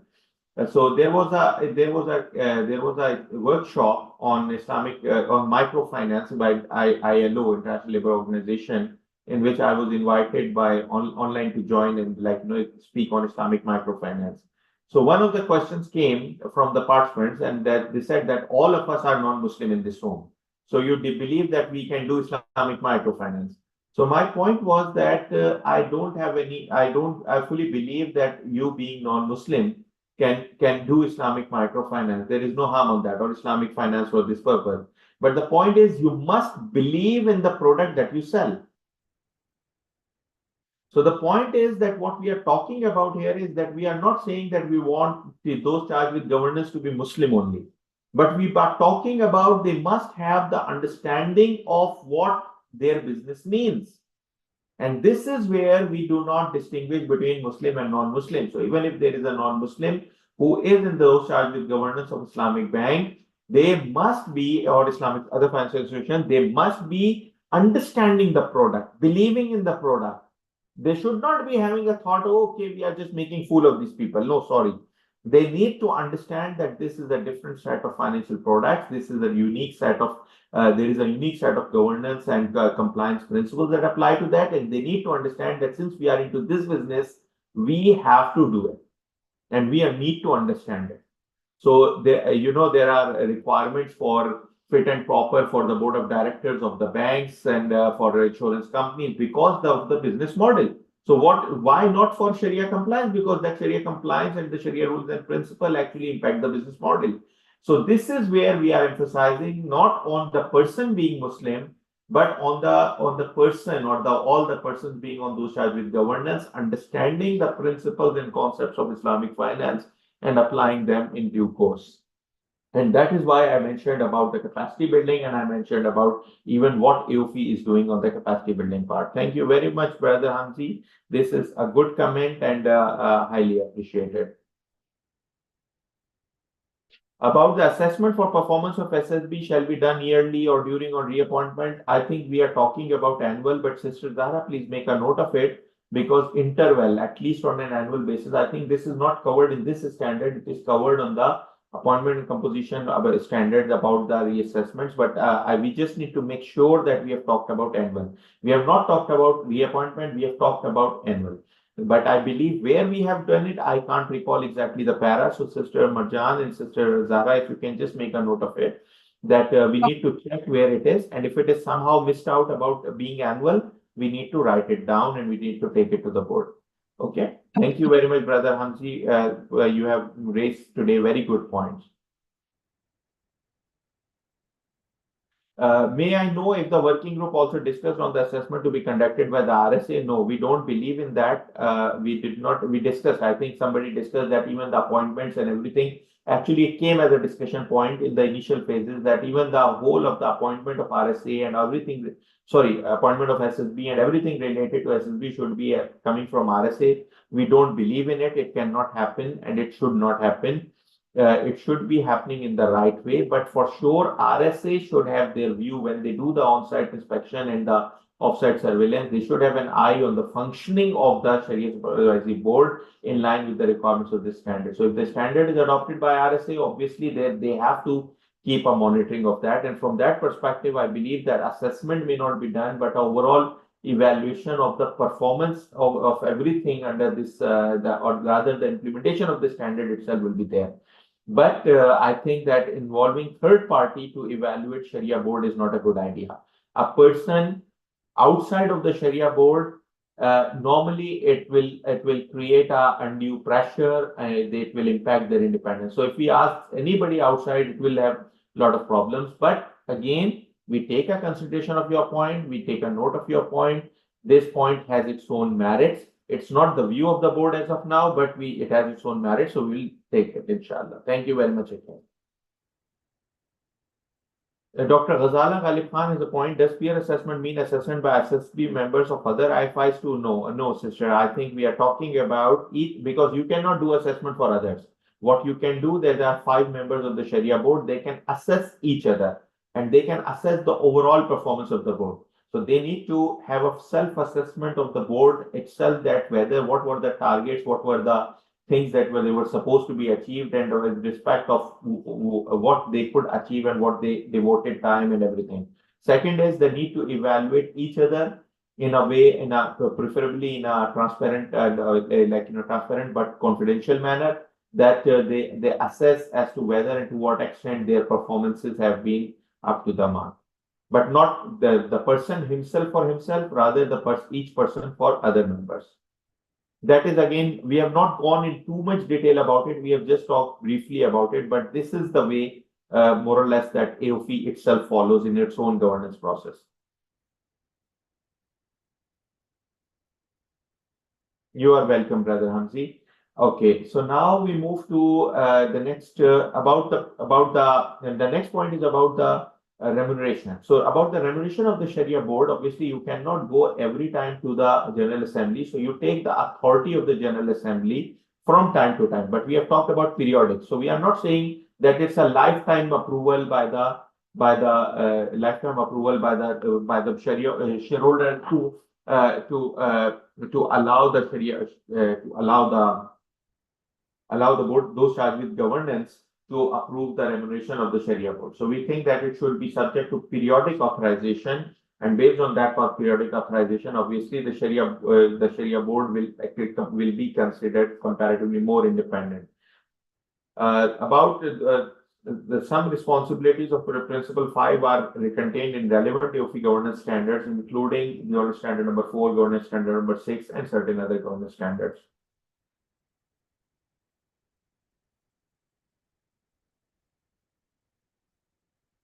Senior management. So that was part 1 about those charged with governance, and now we are coming for senior management. Those charged with governance are more responsible for the strategy and the monitoring of implementation, while the senior management is more important, has a more important role with regard to the implementation itself. So we are talking about that they have to make sure that the things are implemented in a proper way, the proper governance framework, Sharia governance framework is there, and it is implemented in a very appropriate manner. So from that perspective, we have like sort of how to put it, that it goes down, like, trickle down from the monitoring, supervision, strategy, planning, and overall structure. That is the responsibility of those charged with governance, and then applying all these things in their true spirit and providing relevant support to all the relevant functions is in the hand of the senior management. Senior management also need to be trained. They need to have a proper reporting and management structure. They need to have, like, accountability for head of Sharia compliance, because head of Sharia compliance has a direct reporting line. Chief executive officer or whatever is equivalent has the and he's leading the senior management, so he has the primary responsibility, and we cannot relieve him from the responsibility. Nobody can relieve him from the primary responsibility of implementation. Then obviously this part again, Sister Zahra and Marjan, if you can just make a note of about C and D. So either we make it consistent with the whole hierarchy, or we just need to see it, because maybe some alignment might be needed with regard to the whole hierarchy. And then about the the routine functions are highlighted here. We will be willing to take any comments on that. Then about capacity building, they have their responsibility. They have to continuously develop their own understanding of Islamic finance. So it is not like that. Okay, we don't know it. Only the Sharia guys know it. No, actually, every individual need to understand the business model, particularly the core decision makers must understand what are the Sharia requirements, what are the Sharia governance requirements, what products they are selling, what are the characteristics of those products, what are the risk of those products, what is the business model of those products. They need to be aware about all of it. So it cannot be a valid excuse, okay, Sharia guys know it. No, actually, if you know banking, you need to know Islamic banking as well. Then we have responsibility towards SSB about supporting them, providing them information, providing them full resources, implementing their decisions and rulings, etc. And observing and implementing the rulings, etc. that come, and ensuring Sharia guidelines and fatwas are accessible at all times. This is very important, that within the management, within the team of the bank or the institution, the decision should be made available, either in form of decisions, or in form of documented policies, procedures, and product documentation, etc. as well. Management is required to prepare a statement of compliance with Sharia principles and rules. This is something very important that AOIFI has added actually, that external Sharia audit standard actually in Appendix B1 has a standard report where the management prepares a report that we have been Sharia compliant. This is an added requirement in the AOIFI standards now. It was there in the auditing standard, but not in the governance standard. So the governance standard is now asking that the management has to prepare a statement of Sharia compliance. And that I'm not sure, but just a question I'm asking to myself and our colleagues, Sister Zahra, brother Sohaib, if you can recall, did we require it to be put as a part of the annual report, mandatory or not? Because in the auditing standard where we have put in, it says that if the audit report can be direct or indirect. Direct report is directly where the auditor confirms that they confirm on the subject matter, that is the institution is compliant with Sharia principles and rules. On the other hand, there can be indirect reporting, that is they report not on the subject matter, but they report on the subject matter information. Subject matter information is the management report. So in case of indirect audit mechanism, we have put it as a requirement on the auditing standard, but again, auditing standard cannot put a requirement on the management to publish it in the on the annual report. So this is something which I think I'm sorry, but it is always good that when you read things, you come to some additional questions to yourself. So this is a question to myself, whether we have put in the section 14 on the transparency and disclosure, have we put it as a requirement, a mandatory or preferable requirement to be published? So, Sister Marjan, Sister Zahra, if you can just keep a note of it, and Brother Sohaib, if you recall this thing, whether we have put this as a requirement on to be published, because preparing a report is required, but putting it annual report and publishing it is not required right now. Yes, I think this was a decision that we made, that we will give it to the regulators if they wish to publish, but for the time being, it will not be a requirement to publish. In fact, some members pointed out that it will be more risky to publish just right now, because it has sensitive information, and it is good for the regulator to have a look at it, but not necessarily for the general public, for the time being at least. And once the regulators are happy about the quality of the report, then probably they can publish later on. Okay, so either we should write it, Sister Zahra and Marjan, please note it, either we write it in the basis of conclusion to explain that we have not put it as a conscious requirement for this reason, or we write it down directly in the body text. So we will discuss it in the working group, whether the working group prefers a basis of conclusion based on explanation by Brother Sohaib, which I recall now that is correct. So, either we put a basis of conclusion on that, or we put a requirement, like in the body text, we can say that RSA may decide whether it will be published or not, but preparation of this is required already. So thank you very much, Brother Sohaib, for this clarification. And I think we need to address the issue either in the body text or in the basis of conclusion. I think we have a couple of questions now again. Brother Islam has a point on. Okay, Brother Islam, my apologies, I missed your para 42. So I need to go back to 42 because earlier I kept it for later. So I need to come for this. So Brother Muhammad Islam Ahmed has comments on paragraph 44 and 42 and 44. And his concern is that as per provision 42, SSB can involve in other consultancy activities,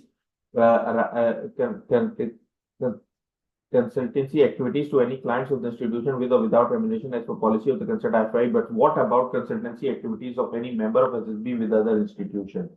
Brother Islam, for the consulting service or the number of seats and services to other institutions, all these things are more related to the independence part.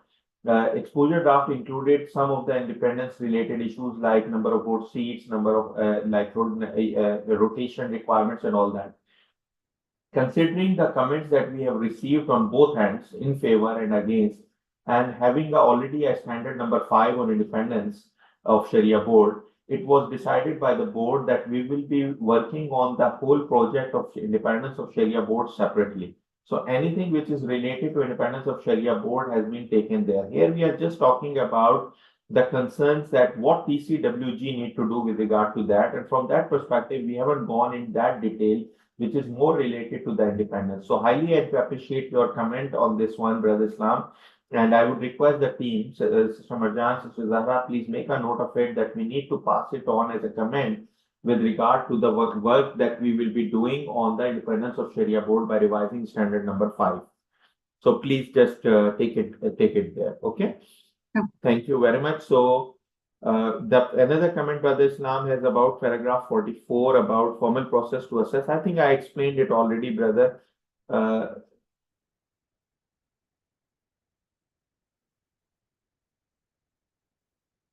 So I think this, Brother Islam, this point I already explained. So this is also resolved, I hope. If it is not resolved or any minor aspect is not done, please write that aspect only in a bullet point, because your questions, mashallah, are like full pages. I can't read them all in front of all participants today, unfortunately.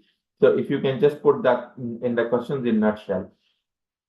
We have a comment from Elaine Ghosten. Sometimes Islamic financial institution request some Islamic products to be implemented by their vendors, but each might adopt different flow practices, especially if belong to different countries. As a vendor, how they can ensure all of these flow practices precisely follow AAOIFI standards ahead of asking for the certification of the product by AAOIFI once implemented. I think this is an excellent comment, and I know that this is one of the challenges that we have. So what I suggest that what we discussed about working with the conventional, we think some of these aspects we covered that if you are externally, generally we have covered that if your external stakeholders are working in the being part of the process flow, you need to get the things implemented through them as well, particularly for agents and other type of activities we have mentioned it. So we will just go and check back where we have covered it. So Sister Marjan and Sister Zahra, if you can make a note of this point, it's a very important point. So first we will see where we have covered it already. Then we'll see whether it addresses the concern raised.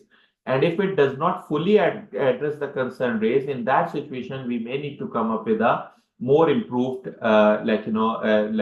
wording in the standard, or we may consider it separately.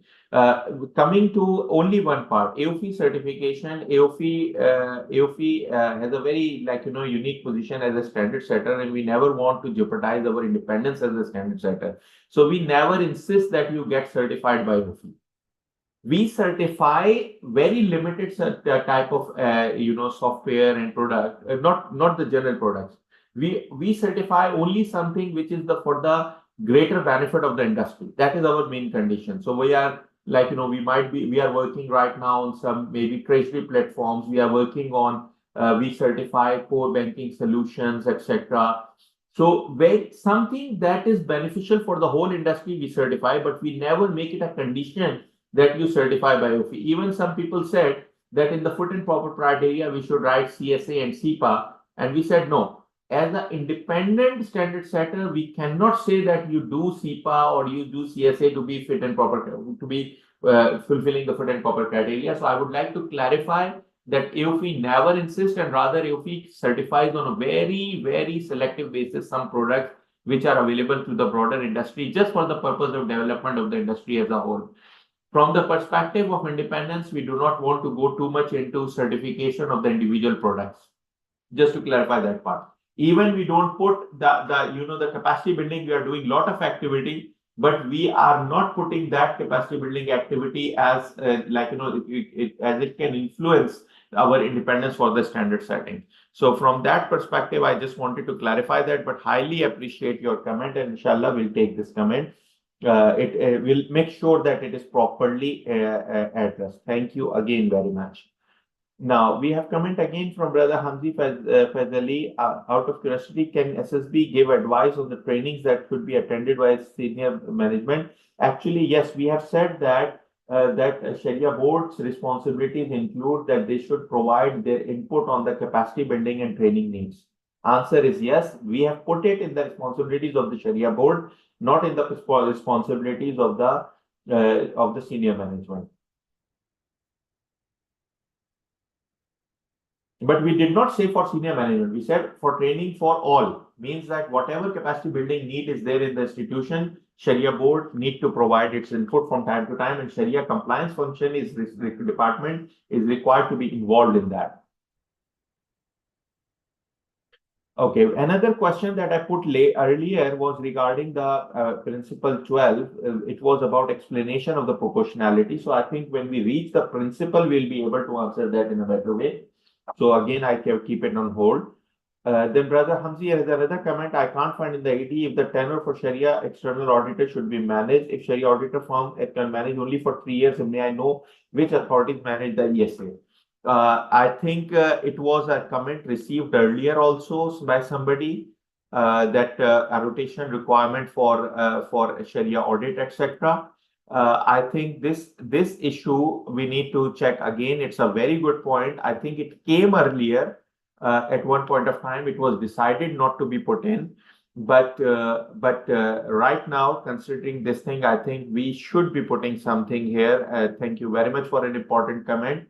So the Sharia audit related rotation part, we might need to consider or at least provide some basis of conclusion on that as to how it will be determined.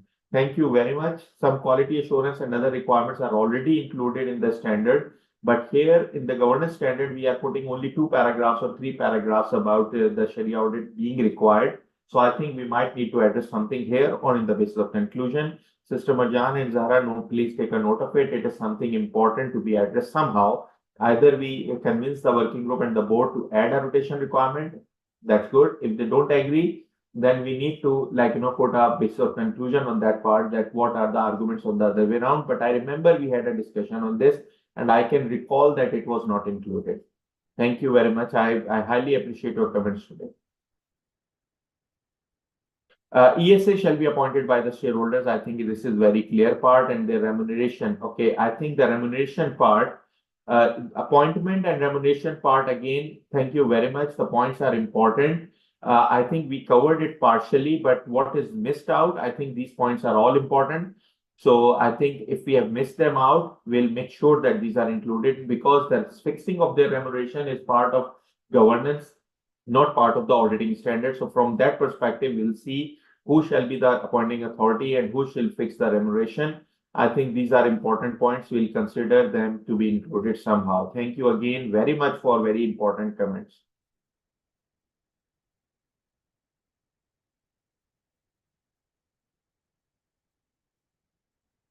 Okay, so now we move ahead.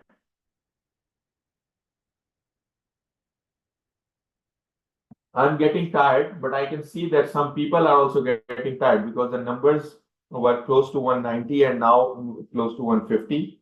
So maybe we have made people tired and having very long session. But you can see that even this long session is not good enough for the first standard only. Like we are talking about 6 standards to be covered. So anyway, we will try to, now my idea is I will try to at least complete 1 standard today. That will be the challenge. And maybe for remaining 5 standards, we'll hold 1 single public hearing, maybe for 3.5 hours in maybe next couple of weeks. Okay, so I'll not read about all the responsibilities here. Any comments, if you have, we are willing to take them. But generally speaking, we are talking about the senior manager's responsibility, that particularly because Sharia compliance department is reporting to them, so they have to supervise all the functions, the implementation of that, and the timely disclosure for the shareholder, etc. And some of the things are a bit trying to clarify the relationship between the SSB and the Sharia and the other organs of Sharia. So if there are some issues related to that, those are to be addressed by the Sharia senior management, and a resolution mechanism should be there. Sharia board should preferably have a separate secretariat. This is recommended in our governance standard 9, and we have recommended it again. But it is not mandatory. So if the secretariat is not there, then the Sharia compliance department functions as the Sharia board secretariat as well.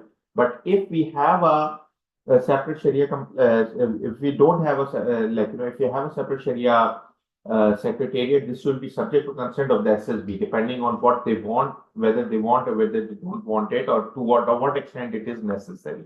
Or otherwise, SCD will be doing those functions. And obviously, management has to make sure that these functions which are related to Sharia Court Secretariat are properly addressed by the independent secretariat or by the Sharia Compliance Department.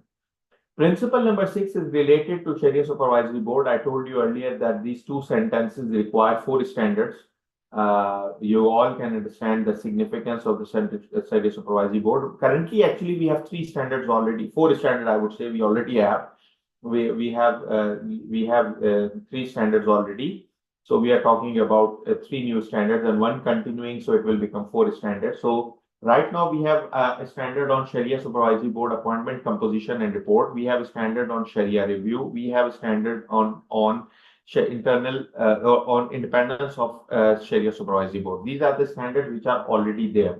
The new standards that we are developing in line with what was written in the RSGF in the sections related to Sharia Supervisory Board, those are being incorporated along with alignment with the existing standards in form of 3 standards.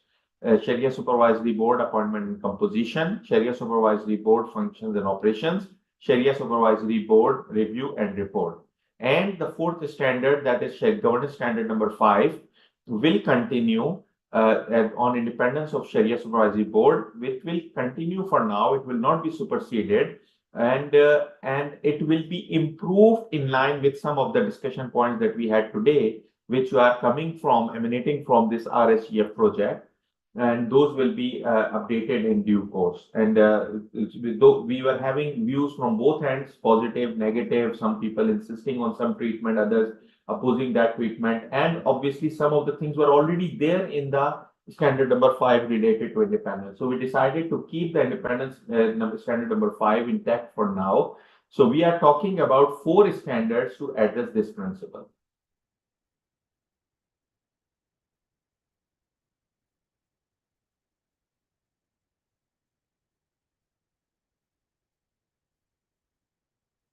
There is another standard that we are planning to come up with, and that is in the pipeline. That will be governance principles for determination and application of Sharia principles and rules. That will also be actually having significance for this part, because that will be clarifying the scope of Sharia Supervisory Board with regard to determining and interpreting the Sharia principles and rules if Sharia standards of AAOIFI and the Central Sharia Board resolutions or the regulators' Sharia principles are already in place. I have got another comment here now. Let me see. Would it be possible to provide additional time for sharing our comments? All the deadline is 14 February. It would be beneficial for us to attend the second public hearing on the remaining governance standards before sharing our comments in writing. Thank you very much. I'm sure we might need to extend the deadline. Sister Zara, was it extended already? When we sent the letters to the regulators and all that, what date we have put in on that? We put it as the PR 14 of February, but now depending on our plan, we can extend it for some time. Okay. Can we, first thing, because we might need to hold the second public hearing in the beginning of February anyway, before 14th of February, I think. So, and the Arabic public hearing is also being planned. Yes. So considering this, I think we might need to extend it at least to 28th of February, at least, or maybe 15th of March. So please, let's discuss it. The answer to all of you is that please, at least by 20th of February, we will be taking comments. I can assure you. But after discussing with the chairman of the board and considering the situation of reconstitution of the boards when they become effective, so from that perspective, we might even extend it to mid or end of March. So our suggestion is that at least by end of February, you can consider that you can send comments, but the official announcement for date extension, we'll try to do it in a couple of days, inshallah. And obviously, public hearing will need, we cannot hold it just next day. It might be held something around 10th of February or something because it was a long public hearing already, and we cannot keep you busy at that. So we need to give you some time. I think the 29th February, I think 29th February will be the, at least we will extend it to that, but we'll try by to 15th of March or end of March. We'll see that, inshallah. Public announcement for this will be made, but those who are available here right now, please note that you have time at least till end of February. Sister Zahra, if you just make a note of it, when we announce the second public hearing, where we have the registration list of today, so maybe we can register all of them ourselves, in addition to the new registrations coming up. What do you think for the next one? Inshallah. Because it will be like a continuity of today's public hearing, so I think we can do that registration automatically. Inshallah. Okay. Now coming to principle 7, Sharia compliance function. I explained about it. The Sharia compliance function is about the products, processes, and the overall structure of governance. And additionally, it's about having a Sharia compliance department. As I mentioned earlier, that governance standard number 9 covers it in quite detail, very comprehensive, very nicely written standard. So we are not repeating anything here. We are just creating a cross reference to the relevant standard. Principle number 8, internal Sharia audit function. Again, it refers to standard number 11. Standard number 11 is already covering the details. And as I mentioned, we are developing the internal Sharia audit guidelines as well. So we will be working on that already. So I think it's not there is no point in repeating things here. External Sharia audit, I think there is one point that the standard is there, and I mentioned this thing earlier, that the standard is an auditing standard, and auditing standard cannot impose performance of audit. Imposition of performance of audit is done by the governance part, and that is why we kept a couple of paragraphs here. So we are saying an ESA shall be performed for an institution on an annual basis. This principle is mandatory for public interest institutions after a period of 3 years from the effective date of the standard. During this period and for all other institutions, compliance with this principle is strongly recommended. So we are saying that external Sharia audit is always strongly recommended for every Islamic financial institutions. Requirement related to principle 9 external Sharia audit are contained in respective AAOIFI SOA. However, I think the point raised by our participant today was very important by Brother Hamzi. It's very important that who will appoint the auditor, who the auditor's report shall be addressed to, and who shall fix the remuneration of the external Sharia auditor, and probably one more thing, that whether the financial auditor can be external Sharia auditor. I think these are the points that I think we might need to add in here, just to put in as the minimum governance requirements which apply to the appointment of this part. So the rotation, appointment, consideration, fit and proper criteria, and these things we might need to put in something here. Even the RSA can need to develop a fit and proper criteria or approval process for the external Sharia auditors. So maybe now I feel, and I personally feel highly inclined to add a couple of paragraphs here clarifying these governance aspects of the external Sharia audit. For that, I would like to thank again Brother Hamzi for raising very good point. Now we have got a couple of points again here. This is from Brother Saad Farooqi. Assalamu alaikum wa alaikum assalam. What is AAOIFI view or if head of Sharia compliance department or internal Sharia audit head is made part of the MENCOM? Brother, at a very good question. I believe that head of Sharia compliance can be part of MENCOM. Head of internal Sharia audit should not be part of MENCOM. That is our view. I think we have clarified this view in the respective standard. So we have not mentioned it in this wording. We have said that Sharia compliance function, Sharia compliance department is part of management. So while they have to maintain their operational independence, so let me explain. Sharia compliance is to maintain operational independence and objectivity, but they are part of management. Internal Sharia audit, we clarified in the standard very clearly that internal Sharia audit function is independent of management, but not independent of entity. External Sharia audit, independent of entity, independent of management. But internal Sharia audit is reporting to those charged with governance and independent of management. They must not be part of the MENCOM. So this is the answer based on the current standards. It is more or less written in the same, not with this wording, but it is more or less written in the same way as I have clarified to you. Thank you, Brother Saad, for being with us, and thank you very much for raising this very important comment. Brother Talha Kapadia has raised the question that I just mentioned about fit and proper criteria for fit and proper test FTP for external Sharia auditors. I just mentioned that I believe that we need to add a couple of paragraphs in the external Sharia audit section related to the governance aspect of it. So appointment authority, reporting line, like whom they will report, and who will fix their remuneration, rotation requirement on them, fit and proper criteria for them. We may not need to put fit and proper criteria, but we can put a principle based on which the regulator can put fit and proper criteria. So, but I believe that we need to put these requirements. We don't have fit and proper criteria in our auditing standard, but in the auditing standard, we have put very comprehensive quality assurance requirement and self-assessment of capability requirement. So I think we can create a correlation with that. Thank you very much, Brother Talha Kapadia, for again very important comment. While I was mentioning, I already took into consideration this point. It is important, and we need to put core principle for that and refer detail to the respective regulator. One thing which is mentioned in the auditing standard, Sharia audit standard number 6, auditing SOA 6, it says that they must have capability of both hands, audit and Sharia.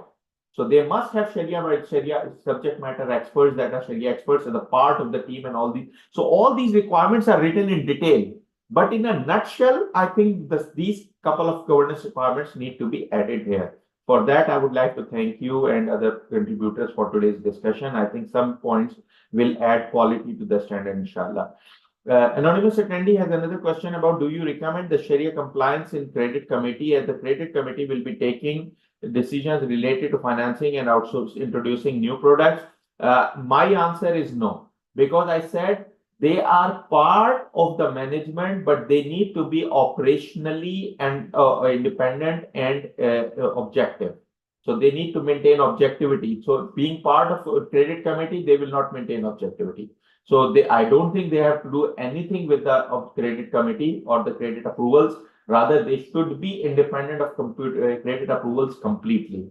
Thank you very much. Again, a very good question. This is my answer. Again, all these points we'll keep, but again, Sharia compliance function, further detail we don't want to address in this standard. They are already addressed in the standard number 9. Thank you very much again.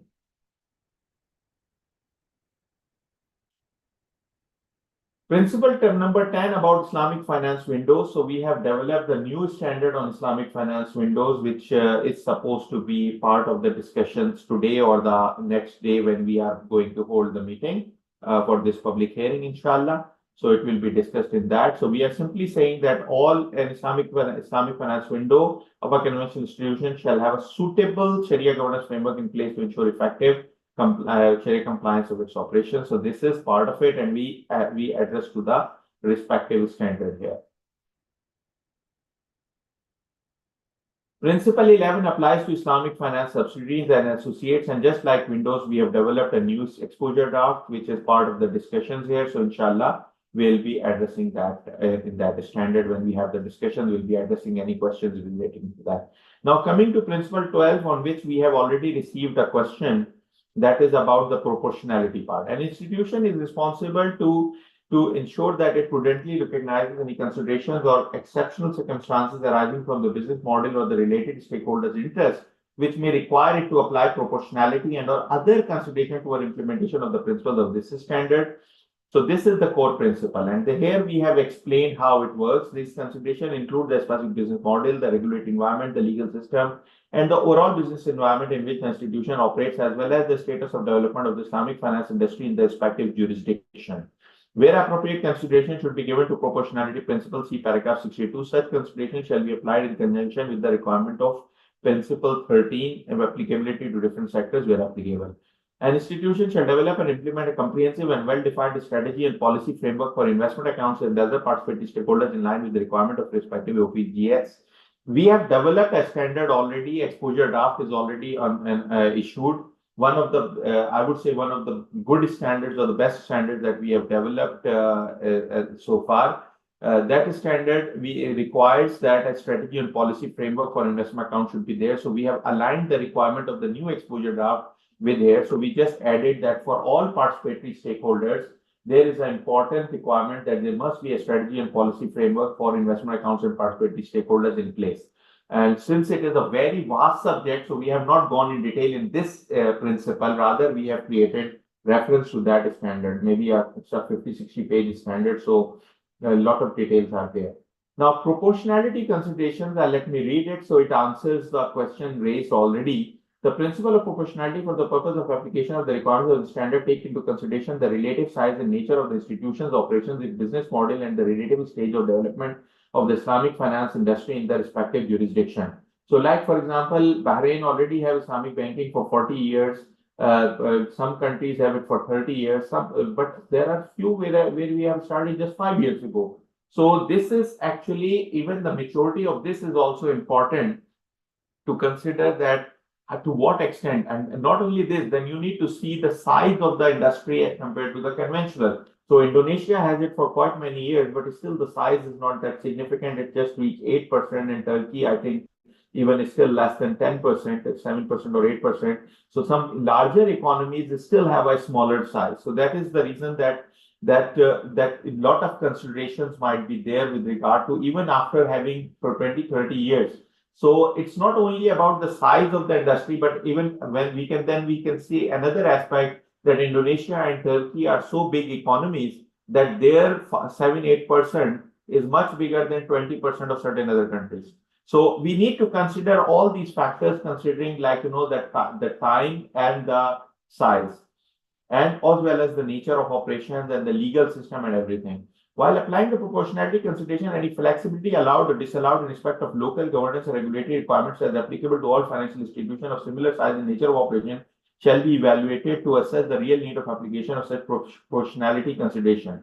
So now, for example, there are some institutions who are subject to normal full governance and full regulatory requirements on the conventional side. But when it comes to Islamic finance, they say, oh, we are infants. So the question is, if the legal system and the legal and regulatory system is considering them strong enough to be able to handle all the regulatory requirements of coming from the conventional side, then Islamic side or Sharia compliance side should not be an excuse. So this is one of the important aspects. About outsourcing, we have talked about. The institution may decide to outsource specific components of Sharia governance framework. The decision to outsource shall make with the approval of TCWG and only after conducting due diligence. So some of the functions can be outsourced, and we have clarified that this will be subject to these conditions. Even the outsourcing, again, the question is whether you can outsource internal Sharia audit or external audits always independent, but internal Sharia audit can be outsourced. Can Sharia board be outsourced? Can Sharia compliance function be outsourced? We have tried to address some of the issues here in this principle and principle 13. Sharia compliance and fiduciary rating, we have suggested, I talked about with two standards that we have. So we have talked about like in 64 and 65, we are talking about two standards which are there with regard to Sharia compliance and fiduciary rating of the institutions, as well as Sharia compliance and fiduciary rating for sukuk and other Islamic finance instruments. And we have recommended, we have recommended that Islamic financial institutions and Islamic finance instruments shall be subject to rating. And thanks for raising the concern. I think somebody raised the concern today about rankings. So we are talking about the ratings, addressing that issue. Now coming to the next principle, principle 13 is about applicability to different sectors. We have covered a little bit about some of the different sectors. We are considering currently that particularly for Takaful, we might need to have a complete sort of governance standard. But till the time we don't have a complete standard with regard to Takaful and other areas, we have talked about different type of institution who shall be applying this framework with suitable flexibility based on the proportionality principle.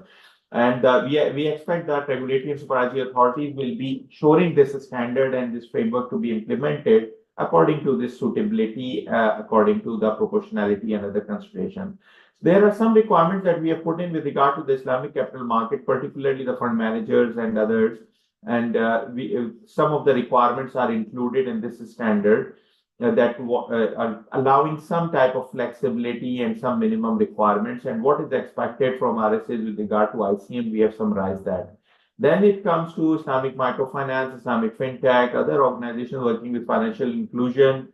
They all, again, as per respective regulatory requirement, they shall be subject to the requirements. And again, we can understand that they will be subject to some flexibility. For Islamic fintech, particularly Islamic crowdfunding, AOIFI has already developed a governance standard, and we are working on other fintech products also. So maybe specific requirements might also already be coming. However, we have just allowed, like it was about some, we have mentioned some examples about where the outsourcing or other solutions can be found.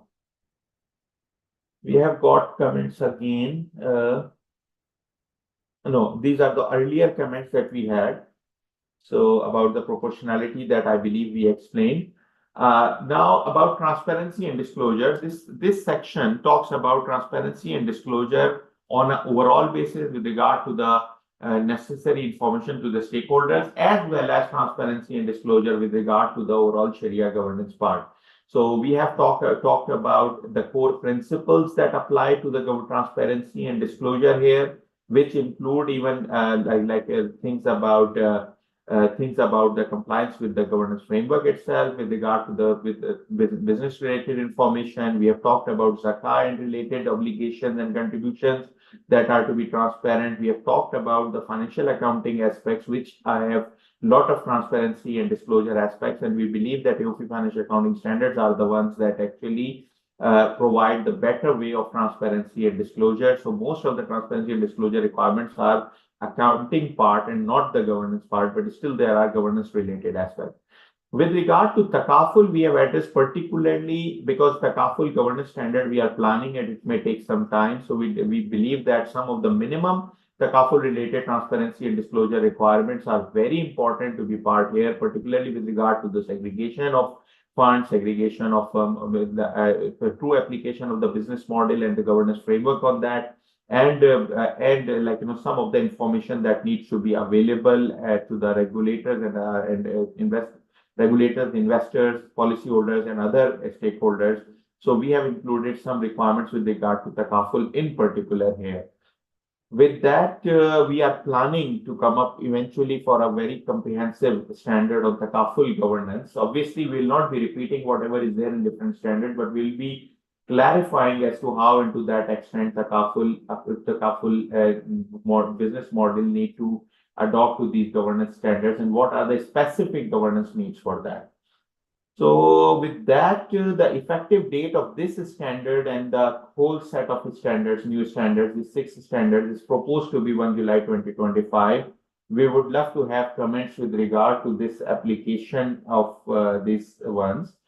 With that, I'll stop here because I think that this is the first standard that we covered. We have 5 more standards that I talked about that are on 3 on the Sharia Supervisory Board and then on the windows and the subsidiaries. So I think that I was just thinking if the time permits, I will try to cover windows and subsidiaries today and hold the public hearing on the Sharia Supervisory Board related standards later. But I think that it's only 7 minutes left. It was already a very long public hearing session. So I think we might need to conclude here. So with that, I can see there are 2 members who have raised their hands. I'm not sure whether we'll be able to allow them to speak right now, to be honest. But before we conclude, Dr. Kabir Hassan, Brother Wael Mirza, Dr. Bashir, Brother Sohaib, thank you very much for being with us in this very important public hearing. If any of you, as member of the board or as a member of governance board, as a member of Sharia board, Dr. Bashir, you were already involved in the process since beginning as well as a consultant for the joint project as well. So if you all have any comments, please feel free one by one. Brother Sohaib, you want to say something? Brother Wael Mirza, Brother Kabir, Dr. Bashir. Brother Sohaib, please. No, not really. I think it is great that you have addressed so many questions, which is the main purpose of the public consultation. And I think with another 3-4 hours, we should be able to finish off, or at least, to a large extent, address the question that may come up later on. So thank you very much for that. Thank you, Brother Suhaib, for being here for this long session out of your busy schedule. Brother Wael Mirza, you want to say something? Dr. Kabir Hassan, please. Yeah, Bismillahirrahmanirrahim. Thank you very much. It's a very long deliberation, and a lot of issues has been raised, and you've answered very well. But I think we need another hearing, right? English to complete the rest of it. Because the time was still not sufficient. So we'll be holding a public hearing around between 10 to 15 of February. I believe I will fix the date, and we'll try to register whoever is available automatically. But again, it will be subject to their availability in terms of time. Thank you. Actually, I would like to thank all of them for being here for 4 hours. Actually, we still have 132 participants, and in between there were 190. So the total number that joined in might be around 220 or 240 based on our experience, because not everybody joins for the whole time. So roughly maybe we had 20 to 30 participants actually being in the public hearing, which is great actually. And I also want to take this opportunity to thank the people, those who are involved in making this up to this level. It was really very comprehensive work. And may Allah give them barakah. And that's all I want to say. Thank you. Ameen, Ameen. Thank you, Dr. Kabir Hassan. Brother Wael Mirza, you want to say something? No, nothing, Brother Umar. Just I ask Allah, inshallah, to give you full support and thank you for board and for people who involved in that discussion. Inshallah, those standards, inshallah, will have a great impact on the future of the Islamic finance industry. Thank you. Thank you very much, Brother Wael, for joining us for this long time. Dr. Bashir, you have joined and continued the whole meeting, and it's a long process for many years. So you might be happy to see towards conclusion. So please, if you want to say something. Yeah, just to congratulate the Secretariat and the working group, and also all the participants for this session. I found it very, very rich. This is the first public hearing session of AAOIFI Standard I am attending, and the comments have been very, very enriching. And may Allah strengthen you, Dr. Umar. It has been very hectic. It has been very tough for all these hours you've been speaking uninterrupted. Jazakallah khairan. May Allah strengthen you, and may Allah continue to give us success in this task and accept it from all of us as act of ibadah. Thank you very much. Thank you very much, sir. Your words are highly encouraging for us. Allah bless you for all your support. So with that, Sister Zahra, I hand it back to you, and just you can conclude then. Thank you, Brother Umar. I would like to conclude by thanking our partners, Bahrain Association of Banks and UAE Banks Federation. I would like also to thank the participants for their valuable comments. Please check our website and social media platform for the details about the upcoming public hearings in English and Arabic. And if you would like to send us writing or comments in writing, please feel free to do so by sending us email on governance@iofi.com. Once again, thank you very much. Fi amanillah. Sister, before you conclude, I think there is a comment from anonymous attendee that will the record of the hearing be available? As a matter of policy, now all our public hearings are live on YouTube, and they remain on the YouTube channel of AAOIFI available. So by default, it is there, and we are trying to make sure that our old public hearings data is also all uploaded on YouTube. I think we are in process of that. So, but the new ones always are being live on YouTube, and then they remain there available on our AAOIFI's YouTube channel. Thank you, everybody. Assalamu alaikum wa rahmatullahi wa barakatuh. Wa alaikum assalam.